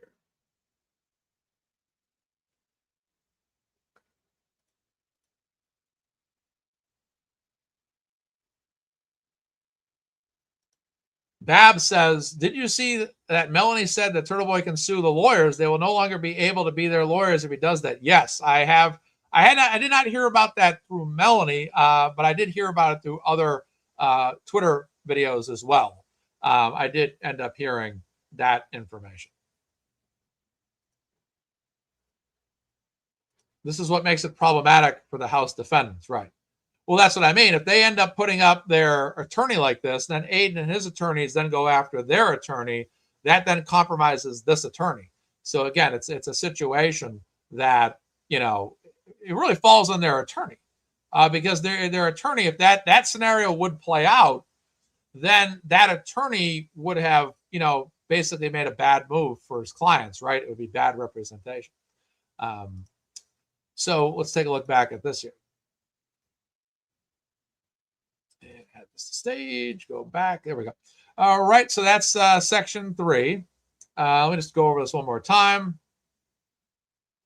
This principle applies with particular force, whereas here the host has advance notice of a guest established pattern of defamatory conduct. Again, according to Lori Mullen, attorney here, this has not been proven as defamation. All right, moving forward. The restatement of torts 578 provides that one who repeats or otherwise republishes defamatory matter is subject to liability. Again, this is what Lori's argued. This defamation has not been proven. It is pending litigation. So basically, this whole article is, the whole letter is moot. Matter is subject to liability as if he had originally published it. Further provides, critically, 581, further provides that one who broadcasts defamatory matter by means of radio or television is subject, well, it doesn't say YouTube, is subject to the same liability as any other publisher. Courts applying these principles have consistently held that a platform's liability does not turn on whether it's generated the defamatory statement, but whether it broadcasts or published the statement to a third-party audience with the requisite knowledge of or fault. In West Virginia, fittingly, Crump versus Beckley newspaper has reaffirmed that publication to a third party is the operative act giving rise to defamation liability, and that all who participate in that publication bear responsibility proportionate to their involvement and knowledge. See also Bine et al. Versus Owens et al. 208, section blah, blah, blah. A party's airing of another's false allegations gives rise to a triable defamation claim. The Fourth Circuit held similarly in Ruber versus Food Chemical News, where the court concluded that publishers who have reason to know that they should refrain from publishing the statements at issue are not shielded from defamation actions. So they're really citing all kinds of stuff here. On and on it goes. Basically saying, hey, look, here's all the information here, previous cases or whatnot. This is why basically you guys don't get Aiden off the show. This could potentially hold you guys liable.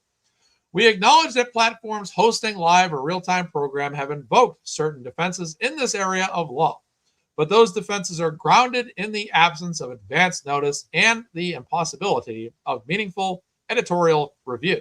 Neither consideration applies here. You now have received written notice in specific and documented terms that Mr. Carney has a years-long pattern of making false and defamatory statements, again, not proven in a court of law because it's pending litigation.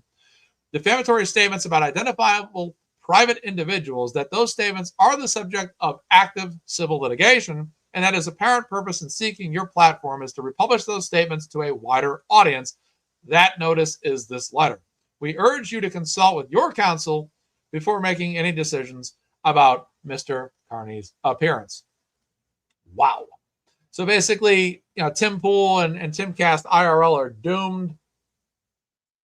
Basically, everything that Aiden Carney has ever done that is perceived as being a criminal violation, according to them, is now basically Tim taking that on. I don't know. This just seems like a big reach. I mean, at the end of the day, they don't want him on the show.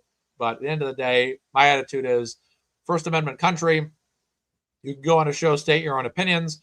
I don't see why the host of a show would have any liability at all. Because again, why? Why would they? They're going to host someone. They're going to state their opinion, state their belief system, all that. So, and now, that's a statement Amy Adams is making here, not the actress. This whole letter is defamatory to Aiden, in my opinion. Right. I mean, it is, again, I'm not sure if Aiden's on tonight or tomorrow. Unreal. All right. Continuing here. What we are asking, section 4.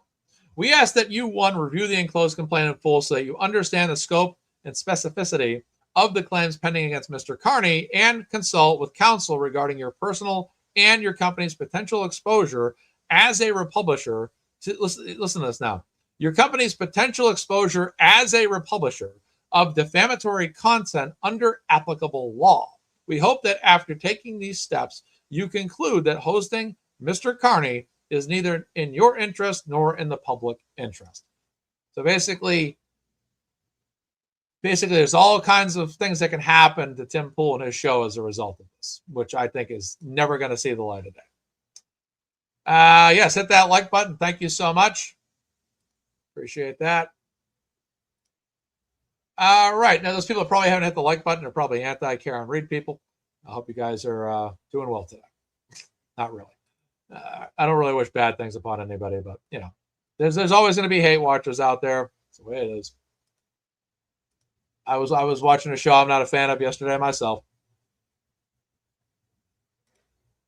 In Lemonade says, I must say, Maz's chat is intelligent and has well-reasoned thoughts and comments. You are all wicked smart. Wicked smart. Wicked smart. Yeah. All right. So continuing forward here. However, if you choose to proceed, we ask that you take reasonable editorial precautions to prevent Mr. Carney from repeating specific false factual allegations about our clients, in particular, any allegation that they murdered, concealed the murder of, or framed Karen Reed for the murder of Joan O'Keefe. So basically, in the end, they're like, well, you can have him on your show, but if you do, you can't talk about this, this, and that, which essentially in its entirety would be exactly the things that Aiden would talk about. So, obviously, Aiden's going to talk about those particular, matters pertaining to Karen Reed, the murder mystery, who potentially did it, who could have done it, how it could have happened. Karen Reed, here's the part here. In particular, any allegation that they murdered, concealed the murder of, or framed Karen Reed for the murder of John O'Keefe. I just think, again, the arguments that if Karen Reed didn't do it, why? Here's the thing. Let's not focus on whether, for a moment, for argument, let's not focus on, say, like, who did it. Let's take that out of the equation for a second. If Karen Reed didn't do it, why was Karen Reed said to have done it? Why did the state police, Michael Proctor, why did they just pin it on her, pin it on the girl? Why did he have controversial texts about her? Why? Why was that allowed to continue forth? Again, Karen Reed did not walk up to somebody and say, I hit him. She said, did I hit him? Could I have hit him?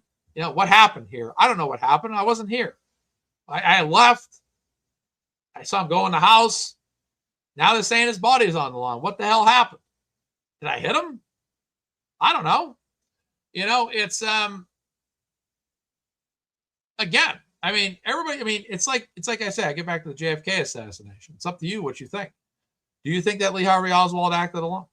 Do you think that Lee Harvey Oswald acted with a second shooter on the grassy knoll? Do you think that the government did it and framed Lee Harvey Oswald. Millions of Americans to this day still debate the John F. Kennedy assassination. It's something that's always been in mental culture. And this story, look, regardless of your belief system, it's always going to be a whodunit. It doesn't matter. It's a whodunit story through and through.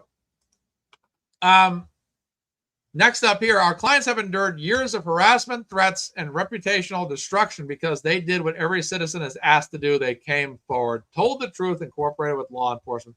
That's kind of their narrative. Specifically, they came forward. You know, they that's one of the things that's been kind of the narrative. They're almost like their catchphrase, you know, is that we came forward. Look, we came forward. We did this, we did that. We're good, honest people.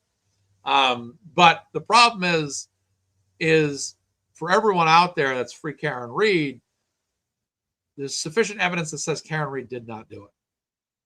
And because of that, there's always going to be a whodunit. There's going to be, I mean, even if you ask like 10 Karen Read supporters, you say, all right, sit down 10 Karen Read supporters in a room and you say, hey, I want you guys to tell me your theory on exactly how it happened. Like, who did it? What happened? How it happened? Where it happened? You're not going to get the same answer 10 times. You might get a couple of them that are similar, but you're going to get different variations all over the place. I mean, everyone in free Karen Read, all of us have always kind of had our different theories. I've never told my theory out loud. I don't publicize my particular theory, but I do have some theories as to what happened. But my attitude about my theory is because I don't know all the facts, that theory could be wrong in areas. You know what I'm saying? So, for example, my theory might be 60% correct, 40% correct, 80% correct. It might be pretty much entirely correct, and maybe one little piece of thing is off or different than how we saw it, how it really happened. So we don't know. But we all have our theories. We have no way of knowing exactly what happened, how it happened, when it happened, exactly how it all broke down. It's a matter of just piecing things together. Microdots has done a great job of that on his channel, just piecing together how he believes happened using information. Exactly. It's why we don't do theories, because we don't have all the information. But we do have enough information to suggest that Karen Read didn't do it. And Emily, I know Emily, all of us agree with that. We all agree that Karen Read didn't do it if you're free Karen Read. Again, there's not much to go. If you look at ARCA, Dr. Marie Russell, again, you look at John O'Keefe's arm.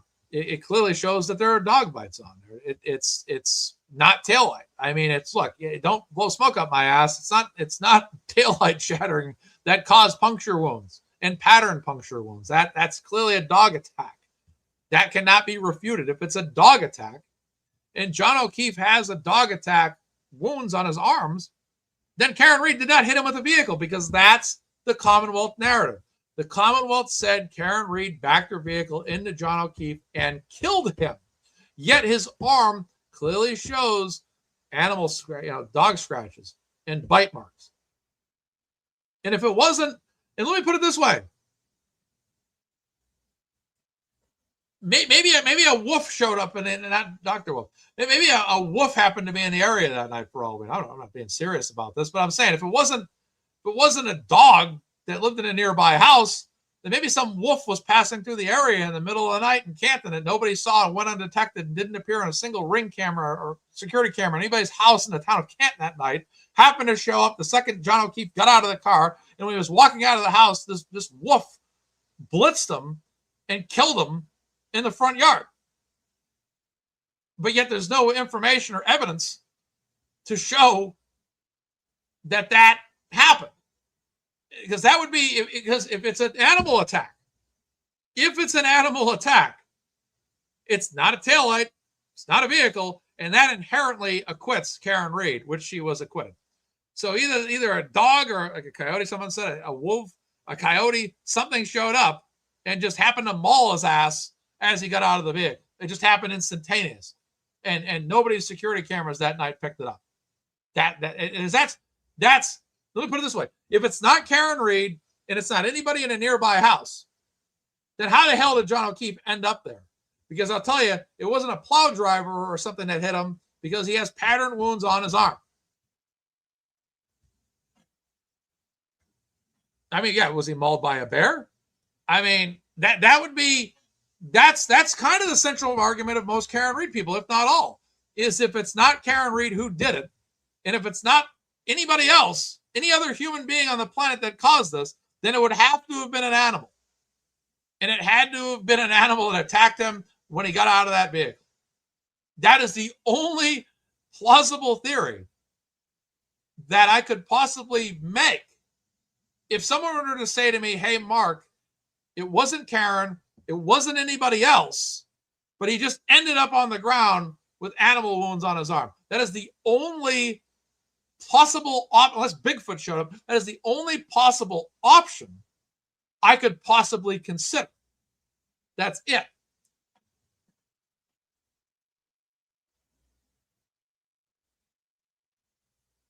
That's it. And just on the arm is defensive wounds from an animal attack. Right. And then you have to take into consideration, other factors. Animals don't punch people in the face. What else happened to them? What about other things that happen? Other things all over the place that are pertaining to that case. That's where you just get back to, it's like, you have the right to have a theory. You know what I'm saying? And well, there's people out there that say, hey, look, you shouldn't have a theory about us.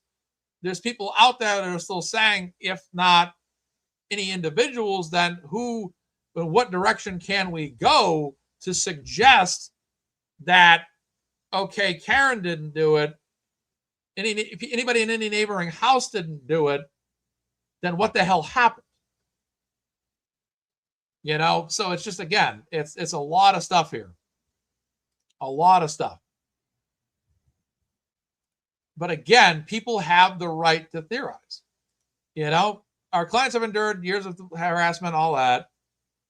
They came forward, told the truth, cooperated with law enforcement. They deserve at minimum not to have the lies told about them and amplified further by the media platform with millions of subscribers. We are available to speak with you and your counsel at your convenience and can provide with you additional documentation as appropriate. Please do not hesitate to contact us. Signed, this is Attorney Christopher Matei, Renee Michael from Koskoff and Biter. And then also looks like some additional folks here. And then they enclosed their complaint for McCabe versus Carney on that. Okay, let's move forward. Some other information. I have some other media for you guys to look at today, discuss today. This is going to be a couple of video clips. This next one up is going to be from Nick Rakita from Rakita Law. These are some of his thoughts as it pertains to some of the things I've said. Based on it, this was his reading of the letter last night. He had a very deep show last night, 6 hours deep. He went last night. I think he had a guest or two throughout the night on as well. Nick was recently on the Turtleboy fundraiser. Very, very, a lot of personality. I like his personality. He's very, a lot of charisma. Nick has, and Nick is fairly new to me. Oh, is it Maddie? Okay, it's not Matei. Thank you. So Nick has a lot of charisma, which I like about him. He's a very educated attorney, but again has the charisma too. So he's kind of a perfect package when it comes to true crime. He has everything that is knowledge, and he has everything that is entertainment. He also has a pretty awesome background with the Walking Phoenix Joker, and then of course Johnny Depp as well in the background. All right, so this is some of his thoughts. This was shared by Laura on Twitter, and let's just play through some of these clips. And still 12 people sat there and said, not guilty, not guilty, not guilty, not guilty, not guilty, not guilty, not guilty, not guilty, not guilty, not guilty, not guilty, not fucking guilty. 12 people found her not guilty. She is, by definition, innocent. She is, by definition, not the murderer. And the reason I bring this up is important. Someone else is. Someone else is. Right. She is. Right. It's like I said, inherently, if Karen Reed didn't do this, then someone else did. And if someone else did, who did? And what is your next theory as to who or whom that could potentially be. That's where you must go in your evaluation. And this is what Nick does a fantastic job. This is a clip I saw posted, and I thought this was a very good clip to play during the show, because I thought it's one thing to say something yourself, but it's another thing to hear it from somebody else. And Nick Rekieta did a great job. Mr. Monk's Studies in the house today. Good to see you. I'm sure you'll be joining us tomorrow for Kelsey Fitzsimmons fundraiser tomorrow night at 6 p.m. All right, so let's continue forward. I'm gonna play this a few times over, break it down, stop and go, and all that. Not guilty, not guilty, not fucking guilty. 12 people found her not guilty. She is, by definition, innocent. She is, by definition, not the murderer. And the reason I bring this up is important. Someone else is. Right. That's the whole argument. Somebody else had to have. That's the case here. All right, 1 second. Let's see what we got here.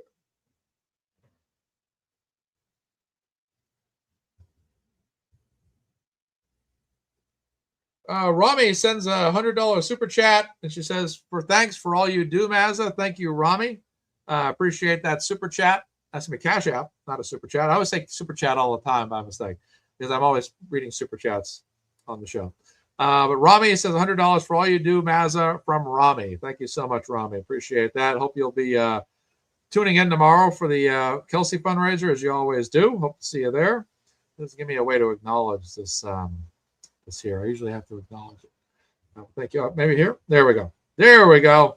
All right, now I can acknowledge you. So thank you so much, Rami, for that. I do appreciate it. All right. And getting back to it here.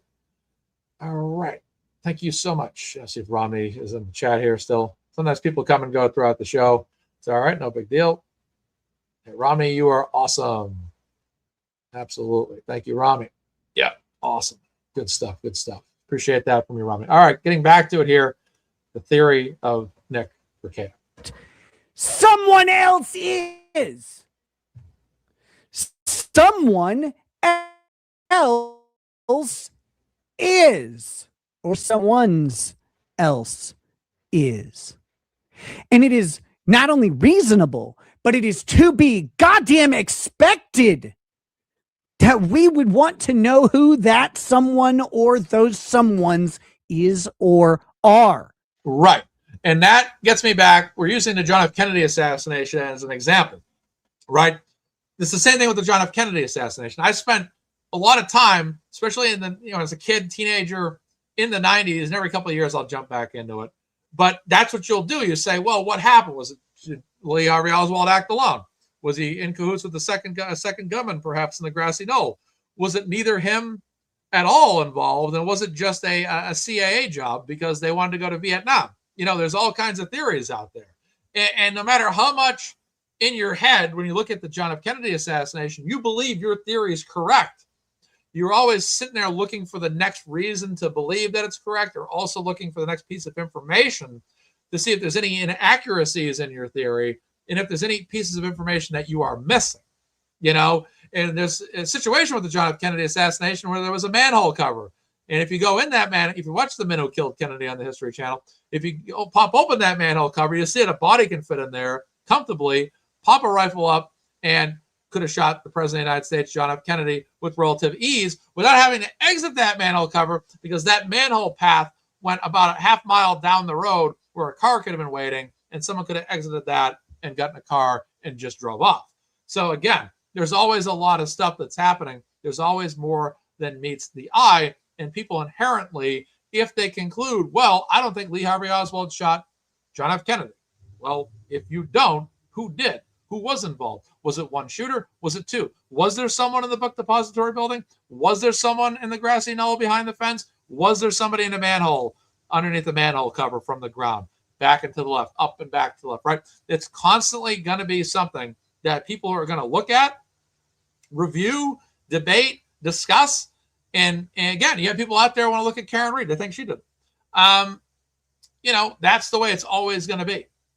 There's no question about it at all.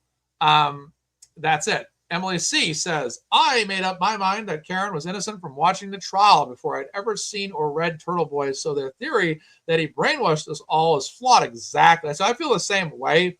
I do feel like Aiden had shown me a lot of information through his shows, but at the same time, as someone that's an analytical thinker as well, and I think that of everybody here is an analytical, unique thinker, you're not really brainwashed. You look at this stuff and you say, hey, what are the facts? Is this logical? Is this practical? Because again, if I look at the arm, it looks like there's an animal wound or an animal bites or animal scratch marks on the arm. How could I possibly theorize that Karen Reed backed into him and the arm didn't break, but the taillight shattered and the taillight caused a pattern wound? It is a common theory to easily feel that Karen Reed did not do this based on that evaluation, unlike the aperture reenactment, which is like, blue pipe.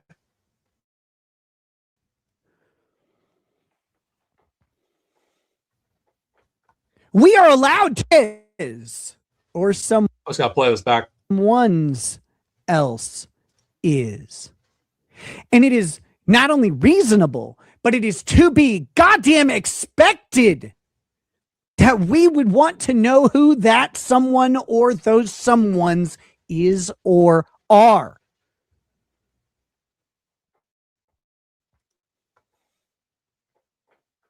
We are allowed to speculate. We are allowed to draw conclusions. We are allowed to look at the dog bite on his arm and say, that looks like a dog bite. We are allowed to look at the wound on the back of his head and say, that looks like maybe he fell on some concrete or was clocked by something heavy. Right. And that's another thing about the laceration to the back of John O'Keefe's head. How could that reasonably have been caused outside on the front lawn? The rock areas or any level of rocks that were out there were kind of insufficient. Wasn't there a rock that was placed there when the jury went to go visit the location during the first trial? I seem to recall that happened. I don't know how that got there, but yeah, there's not. How did the laceration on the back of his neck happen? How did that happen at all? How is that possible? It doesn't make much sense at all. Nicole learned all of this from Melanie Little. I saw another comment that said they learned about it from Emily D. Baker. Other great people, other great content creators out there in the law too. Someone goes, I also believe it was a bear attack.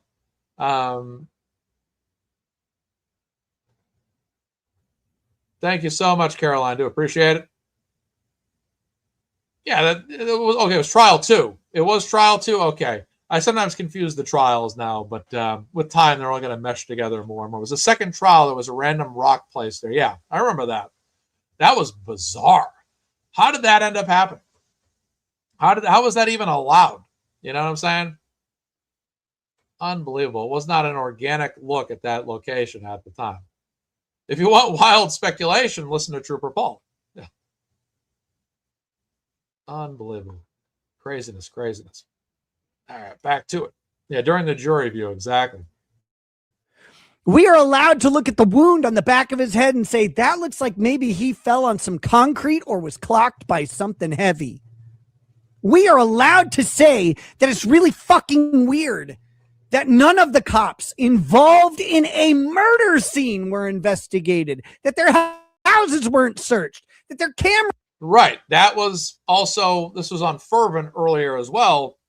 Why not go to the house, knock on the front door? We have reason to believe that, because there's a body on the lawn per protocol, we have justifiable cause to search your house. You know what I'm saying? That was never enacted. It was just, this is just something, it's contained to the front lawn. There's no justification for us to go go in the house or whatnot. Nothing at all. Just send someone else to knock on the front door. Not a big deal. It's like I said, there's a lot of people that believe that something suspicious happened.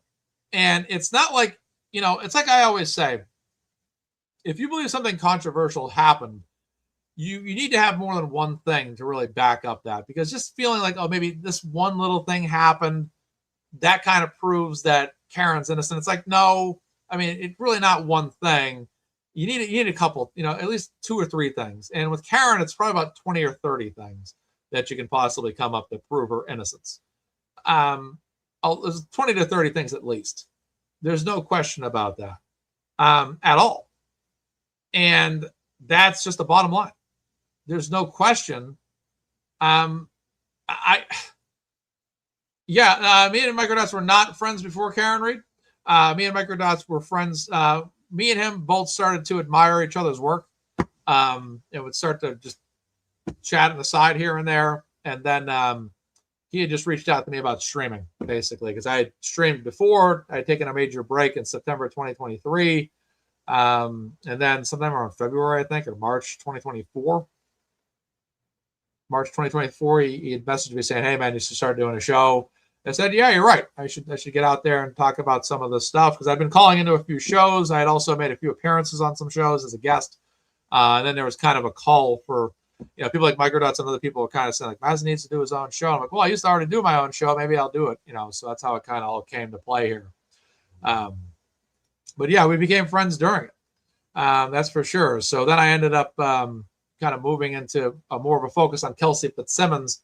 But now, since the Kelsey Fitzsimmons thing is starting to kind of dip a little bit and the Karen Reed Turtleboy stuff starting to come back up again, I'm starting to kind of balance it a little bit now. So I had to put a lot of focus on Kelsey's because it was just a thing that needed a lot of attention.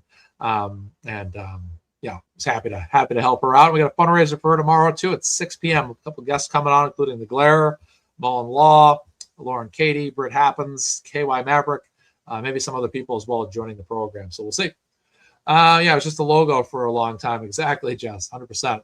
I was just a talking for a while. I was just a mysterious talking orb. Hello, this is MazzaMedia. Yep, just like that. So, all right, back to Nick here with his great rant. Murder scene where that looks like a dog bite. Dog bite. We are allowed to draw conclusions. We are allowed to look at the dog bite on his arm and say, that looks like a dog bite. We are allowed to look at the wound on the back of his head and say, that looks like maybe he fell on some concrete or was clocked by something heavy. We are allowed to say that it's really fucking weird that none of the cops involved in a murder scene were investigated, that their houses weren't searched, that their cameras weren't searched, that the dog wasn't searched. We are allowed to wonder what the fuck is going on in that kooky forensics lab. Yeah, exactly. There's just so much stuff you look at and you say to yourself, my God, that's crazy. That doesn't make a lot of sense. You're right. You have the right to ask. And there's a lot of loose ends here. All right. Next up, we're going to be talking about this next man here. It's coming up on the screen. This guy had some. I'm not familiar. I know Carl Hungus. I'm not sure if this is him. I don't know. But this was posted here. Basically, that Turtleboy now has the option to sue the author of the letter for per se defamation, which also conflicts them off the McAlbert suit. So some details here that were presented. So I just saw this video. This looked interesting to me. Let's take a look at this. What up, fuckers? Let's talk about Turtleboy and the Timcast fiasco. Today, Tim Pool was going to host Aiden Carney on this Timcast show until Tim got a threatening letter from the McAlbert's attorneys claiming that they were going to sue Tim if he had Turtleboy on and if Turtleboy said defamatory things. Okay, this is good news, and this is why. This was an extrajudicial statement made by whatever the attorney's name is. I forget. That's all right. We don't even know how to say his name either. Apparently it's Matty and not Mate. Now you have to imagine that if this is being thought of outside of Aiden's team, that obviously Aiden's team is thinking about this themselves right now. Just my theory. It was extrajudicial, just means it's a conversation that an attorney had with, in this case, Tim Pool. And Tim Pool received the letter, received the statement, acknowledged it by virtue of canceling the visit with the show with Aiden. But in the letter, if you'll notice, it says it's on the first page too, second or third paragraph. The attorney clearly makes a declaratory statement of fact that Aiden is lying, has lied, is defaming Aiden. Yeah, that's a great. So yeah, I mean they are saying that definitively in that information. So basically, yeah, that's going to get back. They're going to hone right in on that Aiden's defense team. They're going to say, hey, look, our client here had an appointment to be on a show. They flew him out, and then this letter came out, and they said, hey, he's defaming them, but yet defamation hasn't been proven yet. Hasn't even, it's pending litigation. That's a great point. And then they're basically saying, hey, thoughts about lying. That's huge. That's huge stuff that's going to be considered. But in the letter, if you'll notice, it says, it's on the first page too, second or third paragraph. The attorney clearly makes a declaratory statement of fact that Aiden is lying, has lied, is defaming, and there's a chance that he will do that on the Timcast show. Well, that is a tortuous statement. It defames Aiden per se, calls him a liar. Liar is per se defamation, which gives Aiden the opportunity to file a counterclaim lawsuit, a defamation lawsuit against the attorney, because the attorney is writing the letter. If you read it, they word it. They are the attorney of record for the McAlberts, no doubt about that, in the defamation lawsuit against Aiden. But the letter is written extrajudicially. It's just a letter from an attorney's office who takes the position that Aiden is lying. They don't say my clients allege. The attorney says the verbiage in the letter owns the allegation of a lie against Aiden. That makes them open to tort, which means Aiden, as a strategy and as a tort, can file a lawsuit, counterclaim against the lawyers by name, not just the McAlberts, but yes, now the lawyers. Think about that. You know what that means? That means the lawyers are now witnesses in the same cluster. Yeah. Which also happened before with in Turtleboy's case there with Cosgrove. Was it Mello? It was met with Mello. So that ended up happening. So that's conflicts of interest abound. Lawsuits and cannot be the McAlbert's lawyers anymore. I'm not kidding. Unless there's some bizarre civil rule of procedure in Massachusetts that you can bet your bottom dollar that defense team is looking into all those options. If there's even a hint of a pat, Mello. If there's even a hint of opportunity there, they're going for it. Prevent something like this, which is not likely because this is pretty standard, fair tort law. Aiden honestly has an opportunity to sue probably the entire firm because the letter is written on the letterhead of the law firm. But it's a letter declaring as a matter of fact that Aiden is a liar. And the statement is coming from the author of the letter, not my clients allege that he has lied. It is just matter of fact, he has defamed my clients. So they are owning the statement of fact that Aiden is a liar. That's textbook per se defamation. I would sue immediately and move to recuse the attorneys on record that are associated with that letter for conflict. Here we have page 2, section 2, and it says here, we want to be direct with you about what Carney has done and what it is likely to do on your platform. So they, again, are basically getting ahead of it here. This is what he's likely to do on your show. And then for years, through his blog, YouTube channel, and podcast appearances, Aiden has accused the McAlberts of being murderers. He has published their home addresses, identified their families, tormented their children, and encourages followers to confront and harass them. Again, they'd have to prove a lot of this stuff.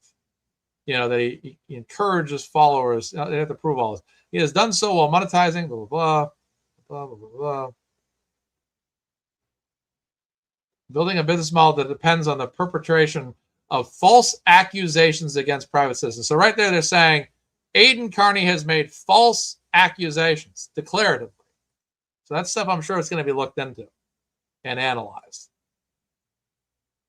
We have every reason to believe that Carney's purpose for appearing on your program is not to engage in good faith discussion. Well, what is good faith discussion? How is good faith discussion determined?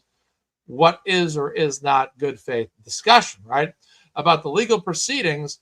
I'm just going off sentence there. So they say engage, you will not engage.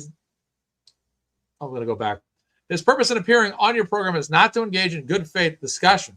We have reason to believe about the legal proceedings or his own conduct, but to use your substantial audience. So they're basically saying the only reason why Aiden's going on there is to basically say, I'm going to use this and do all this. So it's just, again, there's a lot of stuff that's accusatory in there that I think is going to be worked on. Yeah, Better Oak probably is. There's no question about that at all. So that's interesting.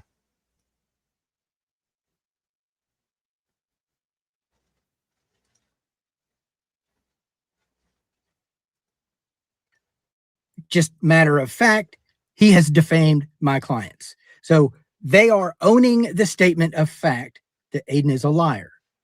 That's textbook per se defamation. I would sue immediately and move to recuse the attorneys on record that are associated with that letter for conflict. Wow. Yeah, that's obviously going to be taking they're obviously taking this. They're obviously going to look through that letter and they're going to comb through it and see if there's any opportunity to, bring anything. Attorney Mullen Law says, this letter is so ridiculous. I can't believe lawyers wrote it. Wow. Yeah, exactly. It's definitely shocking. Again, the way it was presented. And at the end of the day, this stuff's already out on the internet anyways. It's not like people are been quiet about what they think. It's not like there haven't been posts and YouTube shows about this stuff all, over the years about this case. Let's take a look at what Microdots had to say here. Let's see what we got. So Microdots says everything the McAlberts do backfires. Threatening Timcast over hosting Dr. Turtleboy will be the same. Instead of the appearance coming and going, they created an inferno on social media and 10 times the penetration. This one I'll just move past.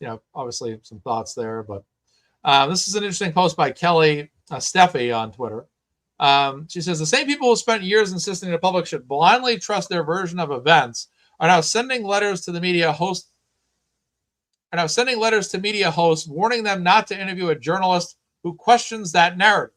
Whether you love Turtleboy or hate him, attempting to pressure a national media platform before an interview ever even happens raises serious concerns about free speech, open debate, and the public's right to hear competing viewpoints. If the facts are on your side, you don't need to silence critics. I think that's one of the things I'm really standing firm on too. That's how I feel.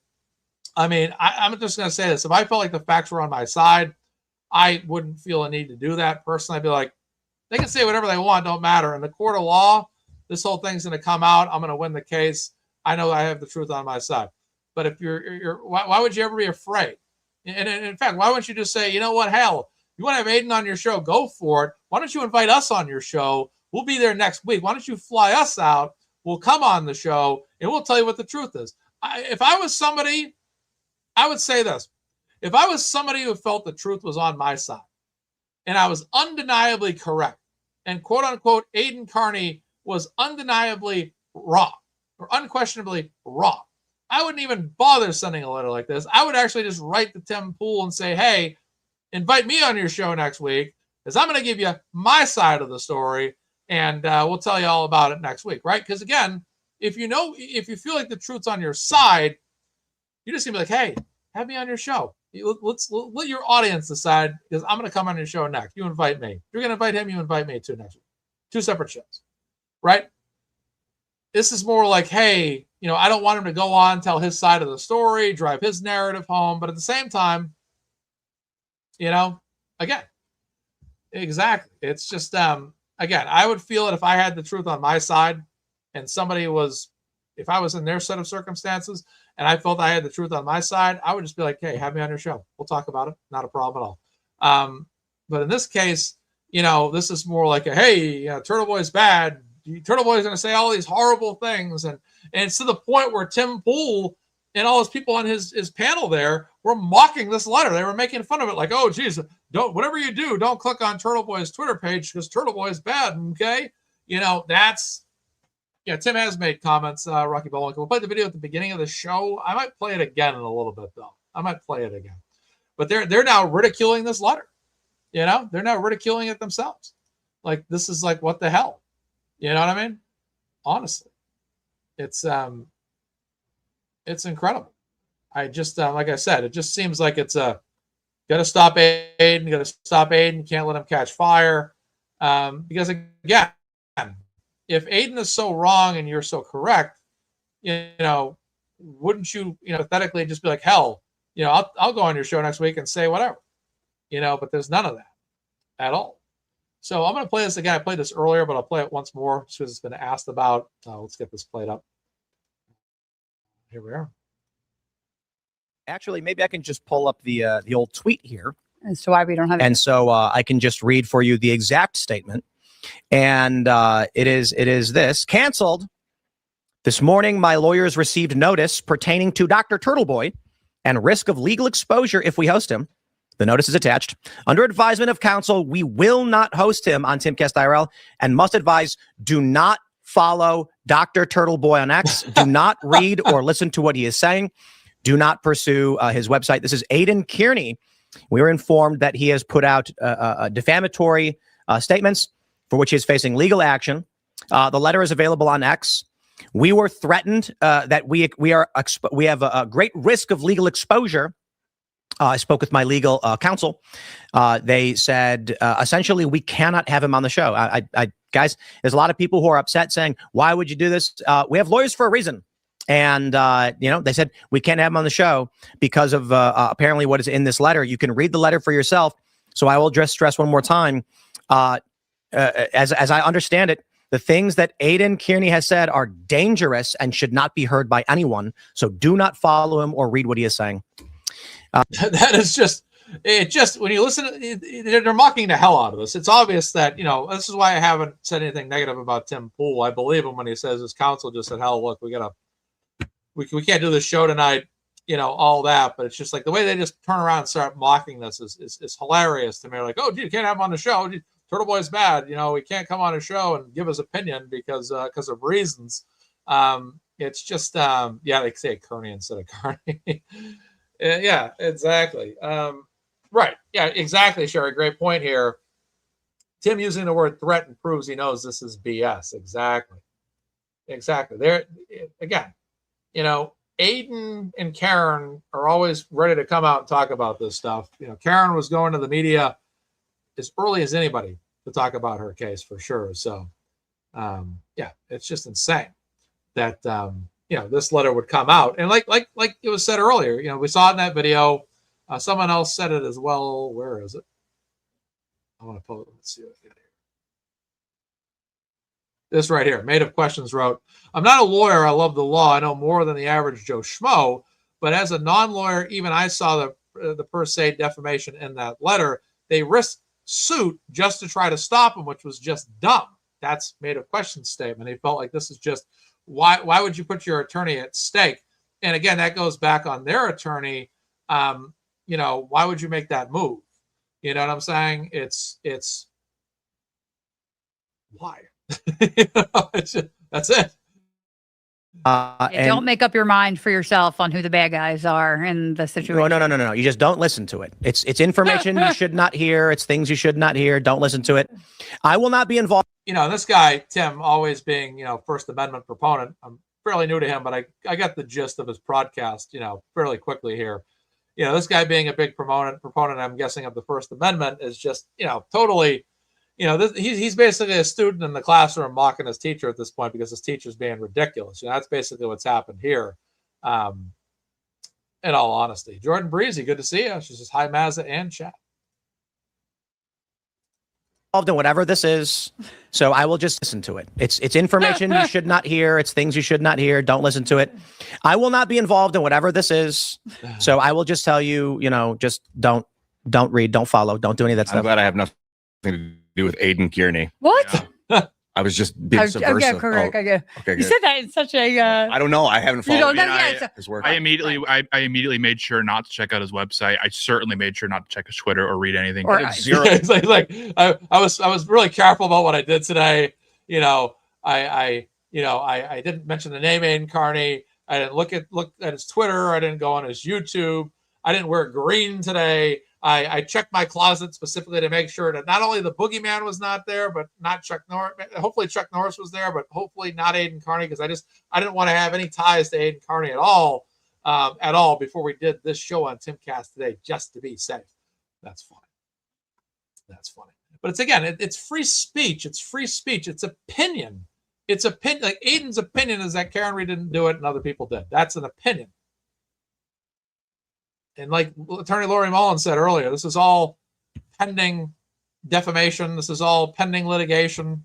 This is all whatever. This is nothing that's set in stone. There's been no defamation proven at this point.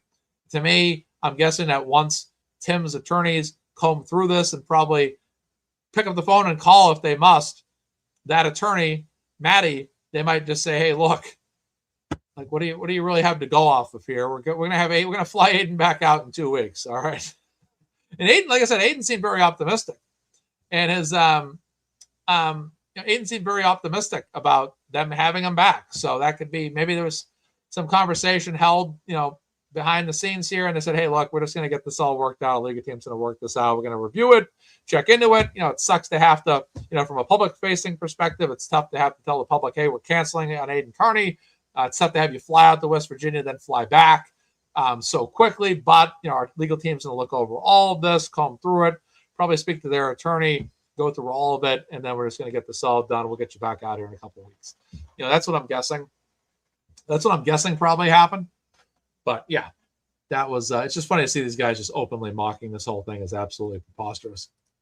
Immediately made sure not to check out his website. I certainly made sure not to check his Twitter or read anything. Zero homework. That is the last thing I would do. And I would say for everyone in the audience, please do not go to his handle and check him out and follow. Don't do it. For the love of God, whatever you do not go to his Twitter page. And I would say for everyone in the audience, please do not go to his handle and check him out and follow. Don't do it.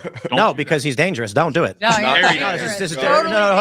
You guys are all acting. No, I'm serious. You should not read any of this stuff. Let's talk about the news.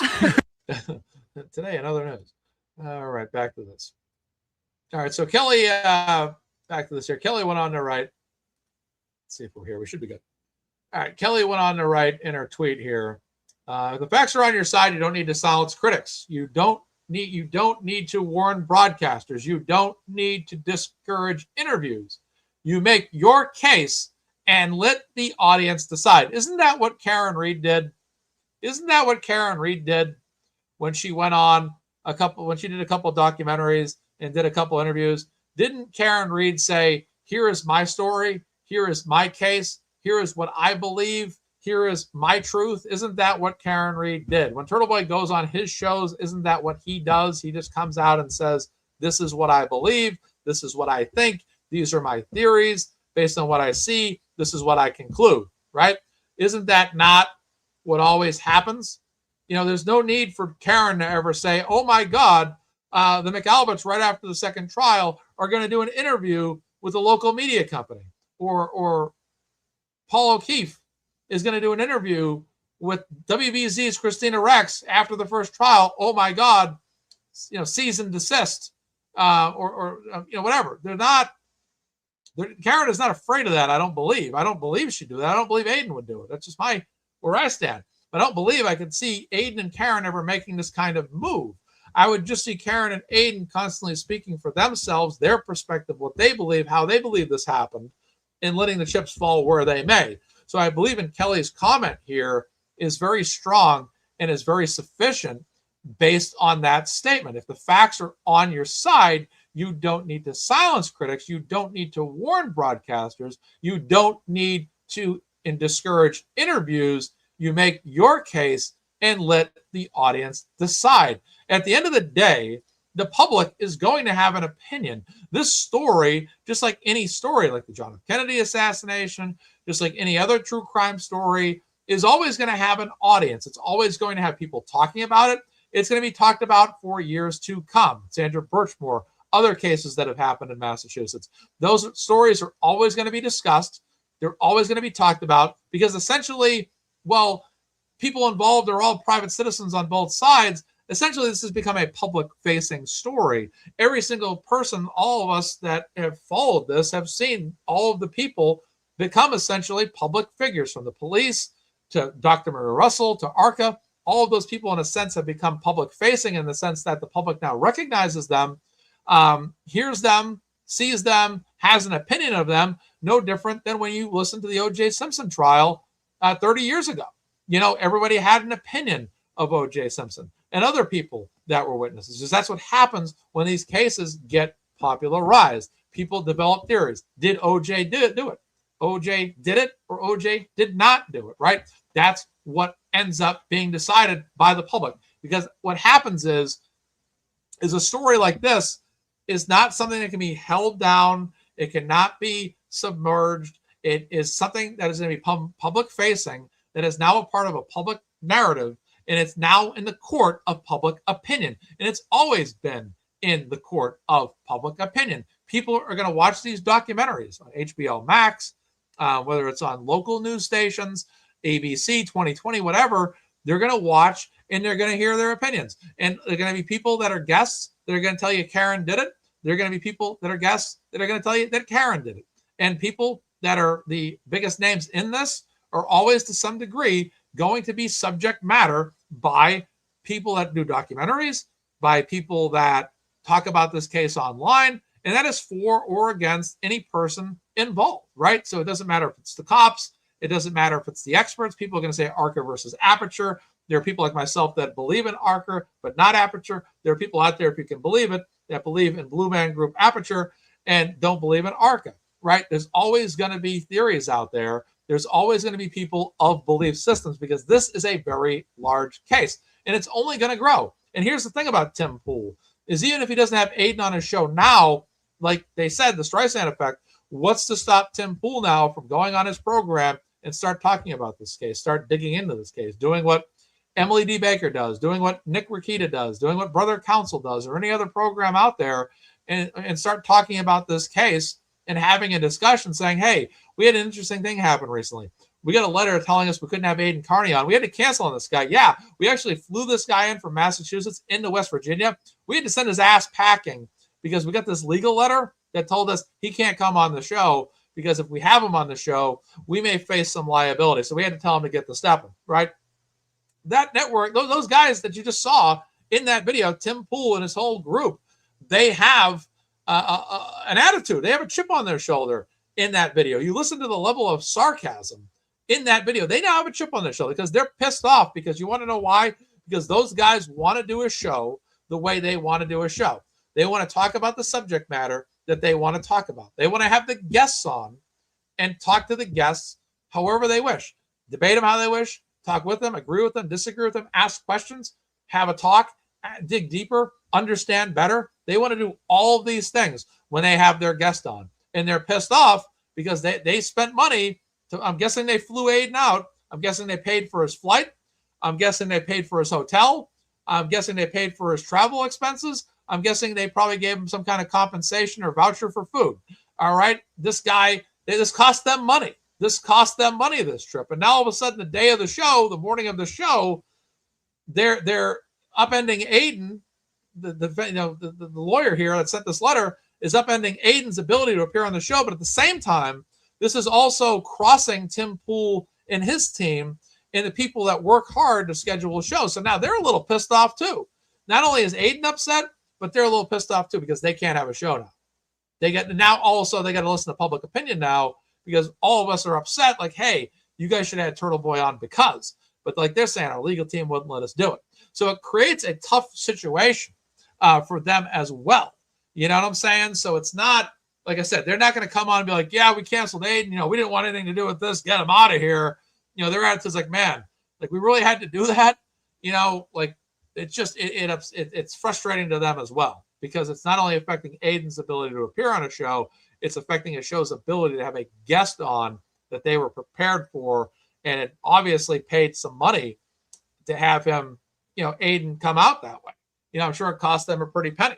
You know, I imagine it was all expenses included for Aiden, I'd have to guess. But that's also affecting their show too. So you imagine their legal team will probably bounce back and say, hey, you know, look, you know, this is affecting our program. You know, so again, for what? Public opinion? And people have been on 2020 and other documentaries talking about it.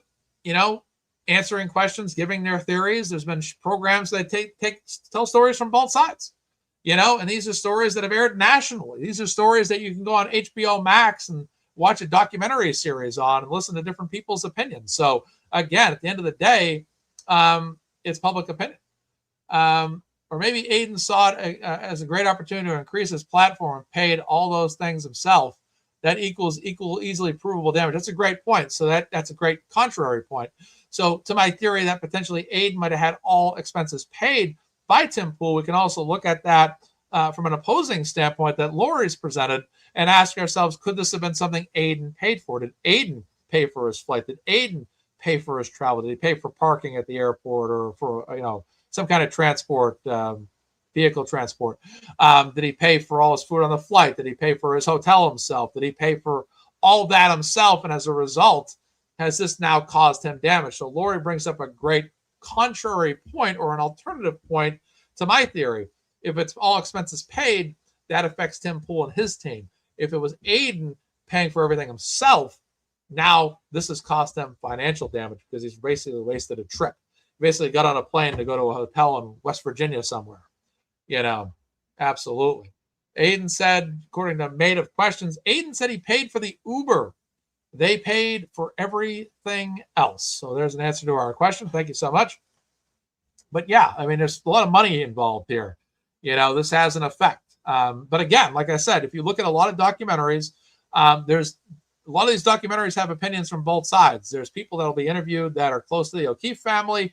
They'll go on and they'll tell you outright, like, hey, we think Karen did this. We think Karen was suspicious because, you know, so again, there's always going to be public opinion no matter what. There's always going to be, when you go on a show or have a show, whether your show is pro Karen Reed or anti Karen Reed, pro Turtleboy or anti Turtleboy, there's always going to be opinions that are for or against certain people. What seems to be the aggravation here to me when I look at all of this is that this appears to be an extremely large platform of over 2 million followers on both platforms that Timcast has on YouTube. One of them closing in on 2.75 million followers. So this is a very large platform, and this is, you know, a lot of exposure. And I think that that's what ultimately, from the McAlbert's camp perspective, I believe they just said, oh my God, we can't have this guy on. Now they say that right in their own letter. They say, like, this is an opportunity to go on a large platform, essentially, where he could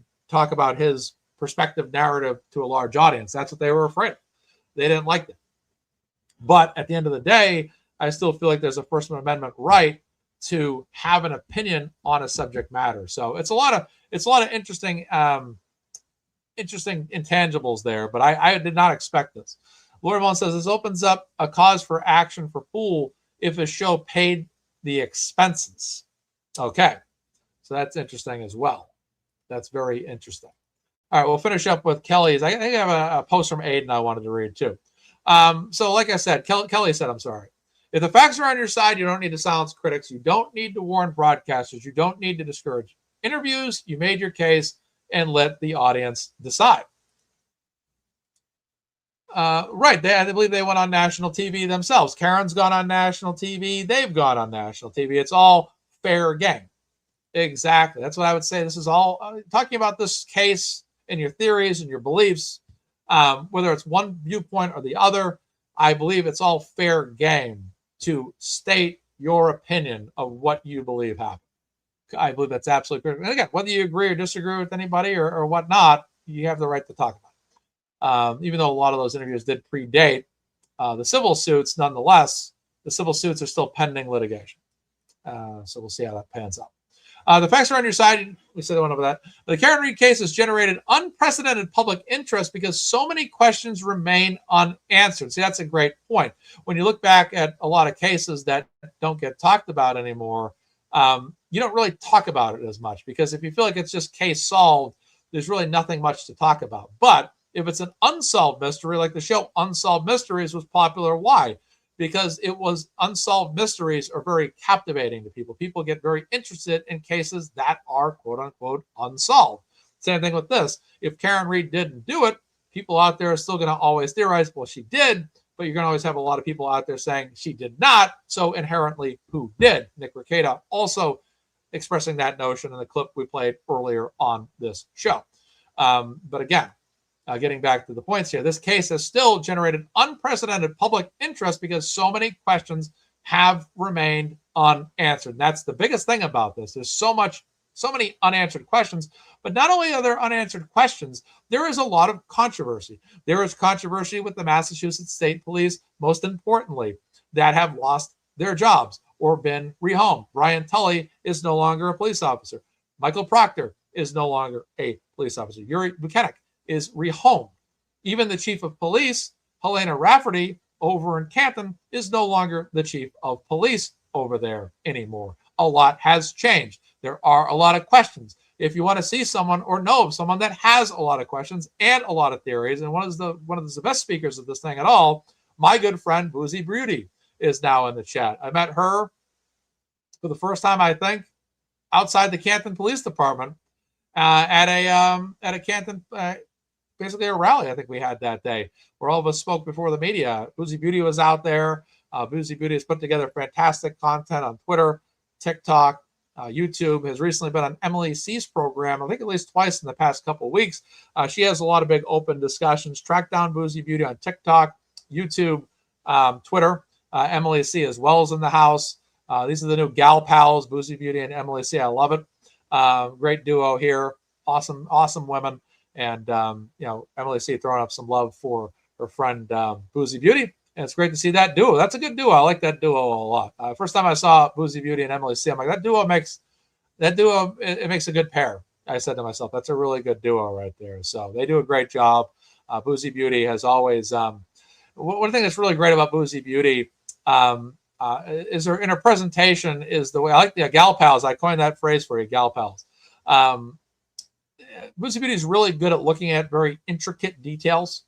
And she kind of goes in with a comb and really just unearths a lot of data, new theories, different ways of looking at things. She is really good for that. So if you're someone that really likes to look at things analytically, like I do, and someone that really breaks it down and puts out a lot of content, she does amazing work. And honestly, Boozy Beauty has gotten better every single month that she's followed this case. I've watched this woman just rise up in her greatness. You can see her work and the level of knowledge and theories just increase. She does a fantastic job. So I can't hype her up enough. So just give her a quick follow if you wouldn't mind. As well as Emily C. Emily C has been great. It has hosted Boozy Beauty quite a few times. The Gal Pals is the new nickname. I coined that for you guys, or gals. So they're fantastic as well. And we'll have Emily C join us tomorrow at 6:00 for the Kelsey Fitzsimmons fundraiser. We'll also have Lori Mullen and the Glare, Britt Happens, and Lauren Katie all joining us from Common Sense Investigator. Should be good. Boston MA says the way Jen conducted herself on the stand during trial 1 was so revealing. I agree. I thought that was very peculiar. Looked like they coached her up a lot more in the second trial. They had her a lot more I had a lot more kind of prepared or restricted the second one. Boozy Beauty says, thank you all for John O'Keefe and Norfolk County. The Gal Pals. There we go. Trademarked. We got it. We got that trademarked. All right. So we'll continue forward here. Let's see what else we got. Let's get this back up. We got it on the screen. All right. Back up. Yeah. Emily does pair well with everybody. She's been awesome on the fundraisers on my show as well. Absolutely fantastic. Helping out Kelsey Fitzsimmons. All right. So, yes, the Karen Reed case has generated unprecedented public interest because so many questions remain unanswered. Trying to limit who gets a platform to discuss those questions is only going to make people wonder what they are afraid of. We talked about that earlier in the show as well. That was a theory I had. And that is because look at the way they were joking around about it in Tim's show yesterday. They're kind of mocking the situation, right? Over 3,000 people have followed Aiden Carney's Twitter page in the last 24 hours minimum because of curiosity. Now people are starting to think, what just happened? Why did that just happen? What was up with that? What happens is that causes curiosity now. That causes curiosity now. Now people are going to start to look into Aiden Carney's Twitter. They're going to start to look into his YouTube page more. They're going to start to look more at his content. They're going to start to delve in, especially the people that were Tim Pool followers that never heard of Aiden Carney before, right? They're going to say, I've never heard about this. I've never heard about this story. I don't know anything about this, but now let me delve in here and start to look into this, find out what's going on, why this letter was just sent. Why is Aiden Carney such a threat? Oh my God, Aiden Carney went to jail for 60 days. Why? I never heard about the Karen Reed case before. What happened there? Now all of a sudden there's just a whole new, regardless of him being on the show or not, a whole new window of people now that are going to start to look in here. Absolutely. No question about it. It's unbelievable. So back to this. Curiosity killed the cat, but satisfaction brought it back. All right, so we got a couple more sentences here. So she said, trying to limit who gets the platform to discuss those questions is only going to make people wonder what they're afraid of. Sunlight is the best disinfectant. Let people speak, let people listen, let people decide. And she offers a final opinion. They are pathetic, while citing the First Amendment as one of her hashtags. So very interesting there.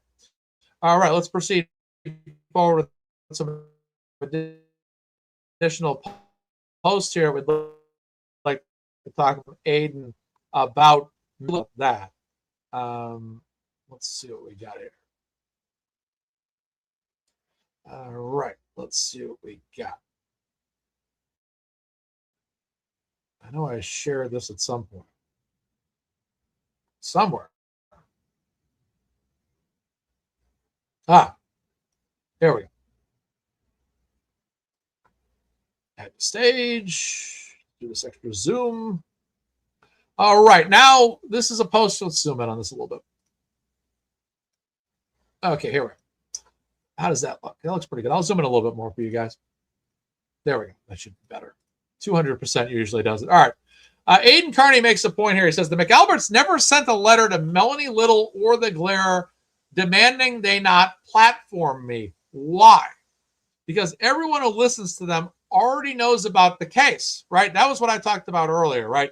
If you listen to these shows, my show, other shows, Emily C., Boozy Beauty, Nick Ricada, Defense Diaries, all those shows, you already know about this case. But there's a difference with Tim Pool, and we'll continue. Why? Because everyone who listens to them already knows about the case and has reached their own conclusion on what happened. They sent one to Timcast because his audience has never heard of the case and has no opinion. I'm going to repeat that. They sent one to Timcast because his audience has never heard of the case and has no opinion. Their biggest fear is people learning about the case. But as we established, this is going to be a case that's always going to be escalated more and more as time goes on. These civil suits are only really prolonging the story being talked about in the public eye. A lot of times the story hasn't been as talked about since the second trial. It has been talked about, but not really right now. I think it's been about as popular and as talked about as it has been since the fallout of the second trial's conclusion with the not guilty verdict. His story is now really resurged now heading into this story. Aiden had a successful fundraiser, over $80,000, I think almost $85,000 raised 2 weekends ago, which was a huge outpouring of support for Aiden Carney on his level of establishing a defense. But also now you look at what's happened here. This has been a really a way that's affected him from doing a show. But it also has taken things to another level in terms of like shutting him down from doing a show, potentially Aiden now and his defense team, perhaps, filing a suit against their lawyer because of basically calling Aiden a liar, paraphrase, I guess is the term he used, or basically hypothetically calling him a liar. This all now is grounds for escalation now. So this is getting really dirty. And this is, I guess that could potentially happen if they feel like their show's been affected. I don't know. A lawyer would have to answer to that, but I guess it's possible. I don't know what would happen or how they'd go about that, but yeah. And Aiden's fundraiser, to your point, has grown. Even after the fundraiser, there was still donations rolling in and pouring in for Aiden Carney. So that's been very interesting as well. He has $70,000. He needs $70,000 to reach the goal, you're saying here? That's fantastic. But yeah, this is all about First Amendment rights at the end of the day. Let's get back to it. So again, Aiden makes that final point. Their biggest fear is people learning about the case. Again, it doesn't look good. What else do we have here for you guys today?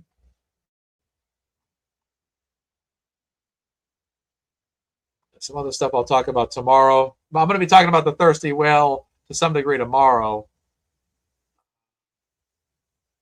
I'll be getting into that. I'll be talking about Kelsey Fitzsimmons stuff tomorrow. I had a completely different show originally planned for today, but then things kind of changed, obviously. So much had happened yesterday that, I ended up reviewing it all and, looking into it. And I'm like, okay, well, I guess this is going to be the topic. Yeah,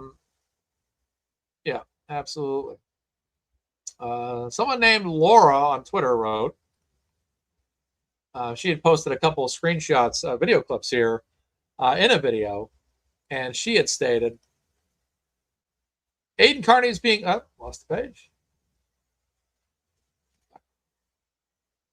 Lost it completely. Stand by. Stand by for technical difficulties.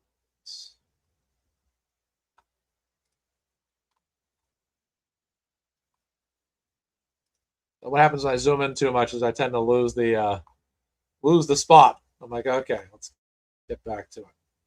Let's see what we got here. Okay, there we go. Now let's zoom back. There we go. All right, and add to stage. There we go, and do this, and here we go. All right, so Aiden Carney is being persecuted in silence for exposing what the majority of the public believes, right? So I think it's safe to say that a majority of people believe Karen Reed's innocent, right? And that's evidenced by the amount of pink shirts versus blue shirts that you saw outside of Dedham, including online. Way more shows about pro-Karen Reed. There's a few anti-Karen Reed shows out, but they're few and far between. All right, so again, what the majority of the public believes, including the jury, I would say both juries, because the first jury did not definitively declare her guilty, right? That the McAlberts, your clients, are guilty. It's Chris Maddie right there from Connecticut, I believe.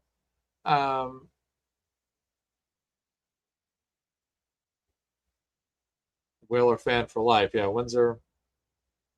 Yeah, the Hartford Whalers moved out of town. They used to be my second favorite team, actually, the Hartford Whalers, until they moved to Carolina. Now they're technically the Carolina Panthers. The Carolina Hurricanes are the Hartford Whalers, so technically the Hartford Whalers are in the Stanley Cup this year. If his reporting were false, you wouldn't work so hard to silence it. Karen Reed was framed. Those are the opinions of Laura. And then let's see if we get some other details here for you guys.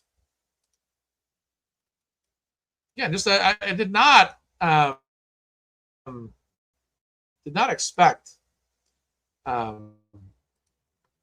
free speech to be, the opinions of just having an opinion on the show like that.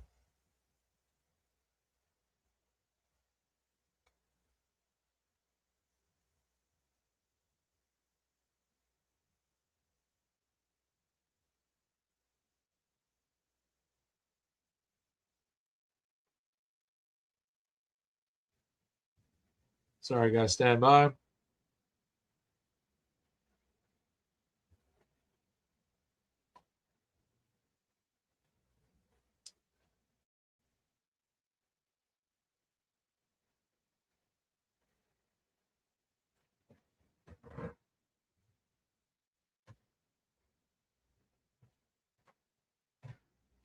I know Mark Randazzo said that who is financing the lawsuit. That's been a question Aiden's been bringing up too.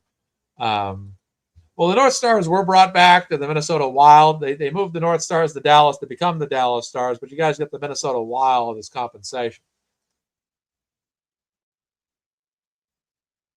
This is the video again.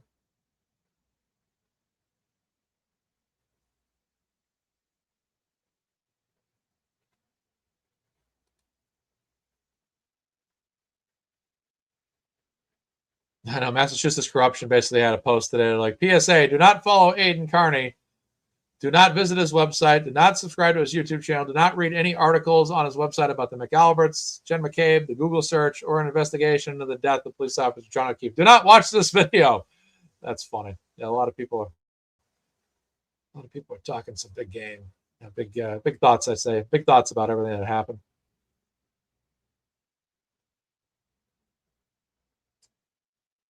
Some other stuff about trending. Like, there's been a lot of trending lately too. A lot of names have trended on Twitter. Here we go.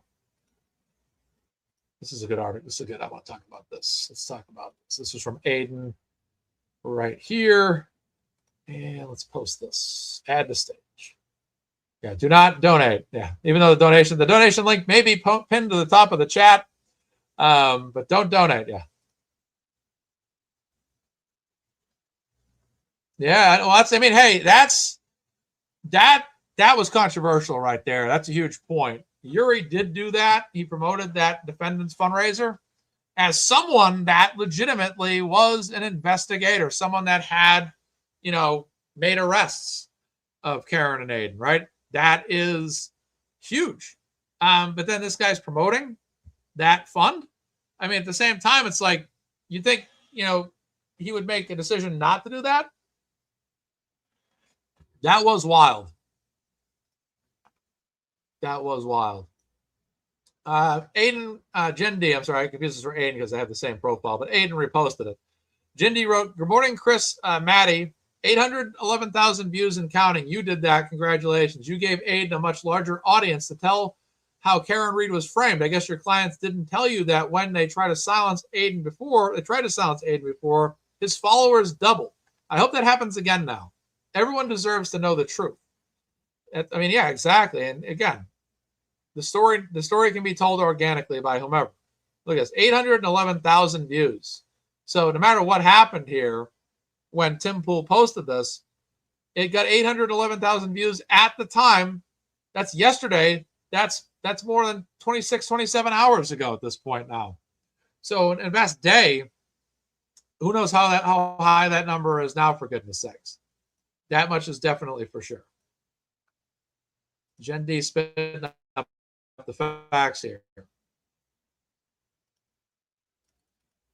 No question about it.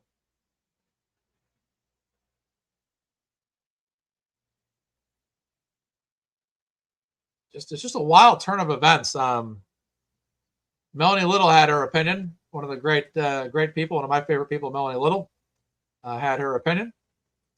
This is a clip that was taken here. This is what she had to say. Let's back it up.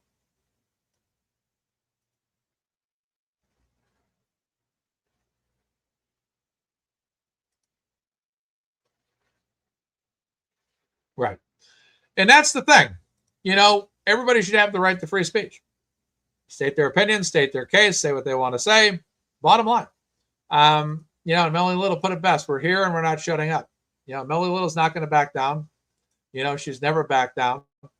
She's always had her strong opinions, well thought out opinions, great opinions, and done a great job. She's been one of the most captivating, content creators of all of us. Has Melanie Little. There's no doubt. You watch her shows, impressive viewership numbers, impressive amount of numbers, great legal expertise.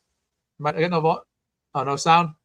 Okay, sorry about that, guys. It was just quickly. She said we're not going to shut up. Basically, I'm sorry, guys. If the audio, I've already lost the clip. I think here. 1 sec. I might have lost the clip. Let's see.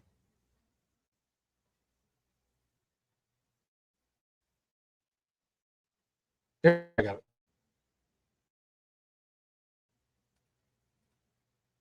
Let's more time. Let's give us a shot. All right, you guys let me know. All right, at this time, nobody write no sound until it starts playing again. So I'll give you guys just a moment to not write no sound, and then we're going to play it again. And then if it says no sound again, just specify if there's, say, like no sound, still no sound, or no sound again. Just write an extra specific on it, just to make it. So here's the audio. The audio's on, and let's play.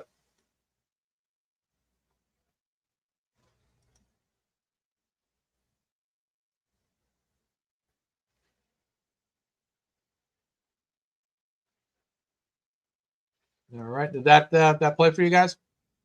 Peaches, what's going on? Still no sound? I don't know what to do then. All right, it's on. It played. I don't know why. I'm gonna have to just abort then. Sorry, guys. I apologize. It says we're here and we're not shutting up. Either that or the censors have come in and got me. I don't know. Let's take a look here. Yeah, so I can't. That's what I can do. My name makes you crave pizza. How's the pizza? Actually, you got a good point. Yeah, I can do that.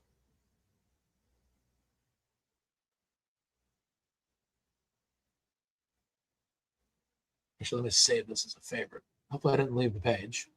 And I did. Oh, boy. No, I think I actually saved it on my own page. Stand by.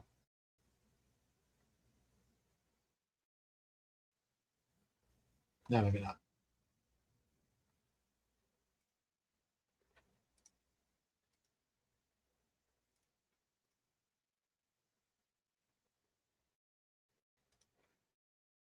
All right, here we go. Let's give this a shot again. All right, 1 sec. What I'm gonna do is I'm gonna bookmark it from my browser.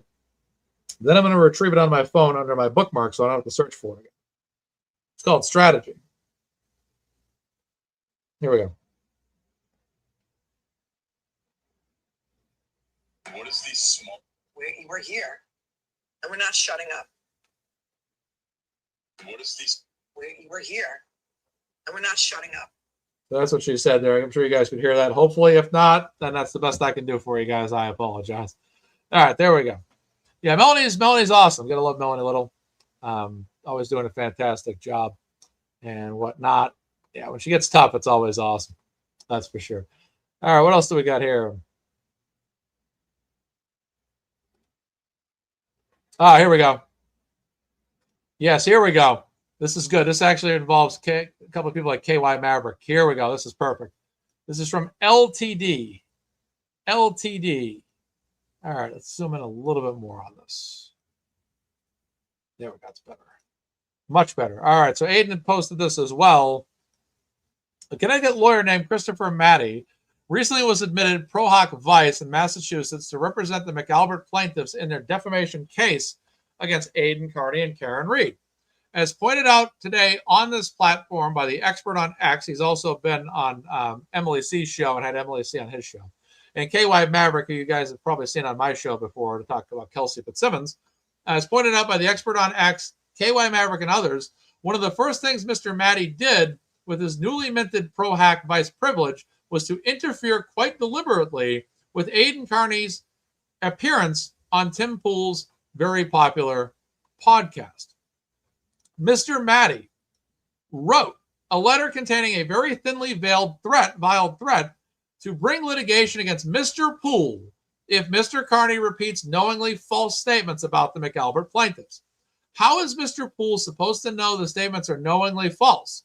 Because Mr. Maddie says so, right? So it says it here. How is Mr. Poole supposed to know the statements are knowingly false? Because he said so, right? That's it. He said so, and that's the bottom line, and that's all that matters, right? Exactly. Yeah, I get everything all condensed for you. Very good. All right. So then, yeah, that's a great point. Yep. Knowingly false statements. How is Mr. Poole supposed to know that the statements are knowingly false? Because Mr. Maddie says so, nothing more. It's a base partisan accusation dressed up as a conclusion of law. Again, it's a base partisan accusation dressed up as a conclusion of law, right? That's what we talked about earlier. Lori Mullen was in the chat, may still be here. Yes, so someone's saying no sound, but I think they're referring back to the Melanie part. They might be behind.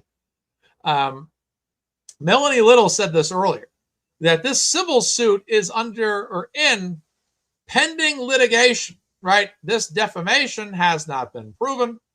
It is pending. It's still an ongoing matter. Therefore, he has made a partisan accusation, and he dressed it up as a conclusion of law, as if it has been determined in a court of law that this was already determined as defamation. And Tim Poole having Aiden on his show would therefore be that ultimately, conclusively, someone that's spewing defamatory remarks. However, Aiden's remarks, Aiden is being sued for defamation, but his statements have not been determined as defamatory in a court of law. And I think that's kind of what Lori was kind of saying. It's pending litigation. So this letter is almost, in a sense, moot at this time. I don't believe the defamation will end up working out, but at this time, he's making a conclusion of law. And it seems to have had its desired effect, at least for now, in terms of keeping Aiden off the show, Aiden having to fly back from West Virginia, so forth and so on. Here's the part that ought to raise some judicial eyebrows. Mr. Maddie tells Mr. Poole that by virtue of the self-serving letter, Mr. Poole has reason to know that Mr. Carney's statements about the plaintiffs are false, right? Just because this letter has been sent, right? Not that the statements have been found by a court to be false, nothing like that at all. Rather, the lawyer posits that his unabashed say-so is all anybody should need, right? Because he wrote a letter. He said, hey, this, Aiden's a liar. He's a defamer. He's this, he's that. Aiden is responsible for the assassination of Abraham Lincoln, John F. Kennedy. There's no question, right? It's just because he says so. What he says goes. That's the bottom line. You must not have him on the show because, right? So again, I like to reread things, and the reason why I like to reread things is I believe that when you reread things, it ingrains it in your brain more, and it makes points more. That's why I always like to reread things. It just brings it home even harder. So again, Mr. Maddie tells Mr. Poole that by virtue of the self-setting letter, Mr. Poole has reason to know that Mr. Carney's statements about the plaintiffs are false, right? Not that the statements have been found by a court of law to be false, nothing like that at all. Rather, the lawyer posits that his unabashed say-so is all anybody should need. Maybe it's a Connecticut thing, but that's a level of wherewithal you don't see often. To back up his threat, Mr. Maddie points to a 36-year-old Fourth Circuit case. Tim Poole's West Virginia is within the Fourth Federal Circuit, called Ruber versus Food Chemical News, circa 1990. Because we've all seen it before in this saga. It should come as no surprise to anybody that the Ruber decision was later reversed on the very proposition Mr. Maddie used to threaten Mr. Poole. Very interesting. What an odd way to exercise one's freshly bestowed pro-hack vice privilege. Way back when this saga started, I wrote that there's always going to be a group of people who will tell you that Karen Read is guilty even if she's acquitted. And there are. Yeah, great point. And that's where I've always stood as well. I agree strongly with LTD in that remark, that there's always going to be people out there that still think Karen Read's guilty. And if Aiden's not allowed on, Tim Poole's show, they might actually volunteer themselves as a guest and say, hey, I know more than Aiden,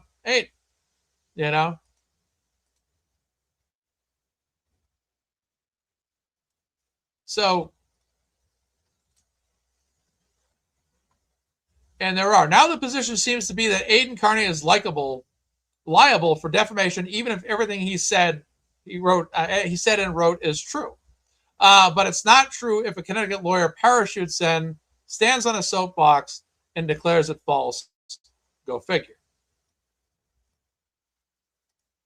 Very interesting. Prohoc v. Che.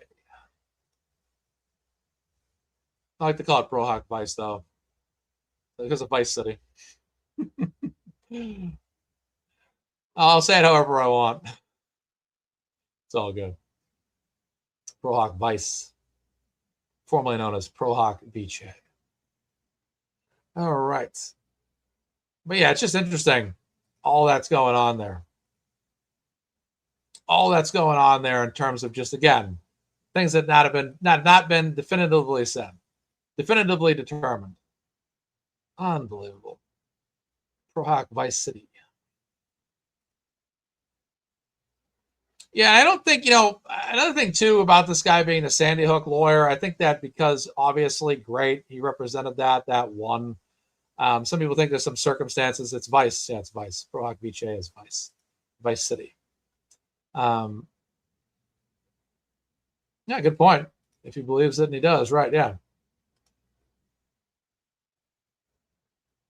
Yeah, the Sandy Hook thing, obviously the guy's got some prominence, as the Sandy Hook lawyer, but at the same time, this is not the same set of facts. You know what I'm saying? So it is a different set of facts. And that's the bottom line. It's going to be determined on an individual basis based on this particular case in this state. This is not the state of Connecticut.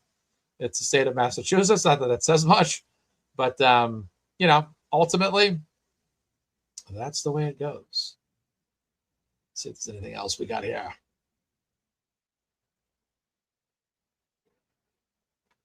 Aiden Carney makes another point here.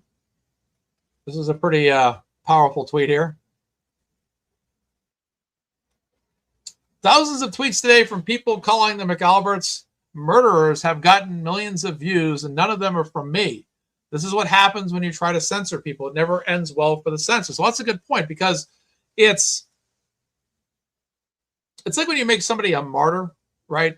And then other people stand up on their behalf. It's, if you shut one person down, there'll be 10 times more people tomorrow. In other words, this story is going to get out there. This controversy is going to be out there. It's going to happen. It's going to be said no matter what. And that's the bottom line. And that's the case here. It's just people are going to go right on Twitter now and say basically what they tried to stop Aiden from saying. It causes a narrative. It causes a momentum. And again, like Aiden said, none of them are from him. This is what happens when you try to censor people. It never ends well for the censors. Great point. All right. Moving right along. Yeah, just this whole thing is just, it's a saga that goes on a lot further than it should.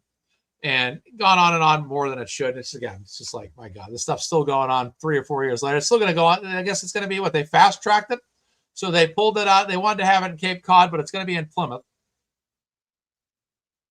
And then beyond that, this case is going to go on for at least 2 years. It's going to be fast tracked for about 2 years. So we're still going to be talking about this thing in 2028, which is wild. And we figured this thing was going to be a long time thing. And so it is. Unbelievable. All right. So that will be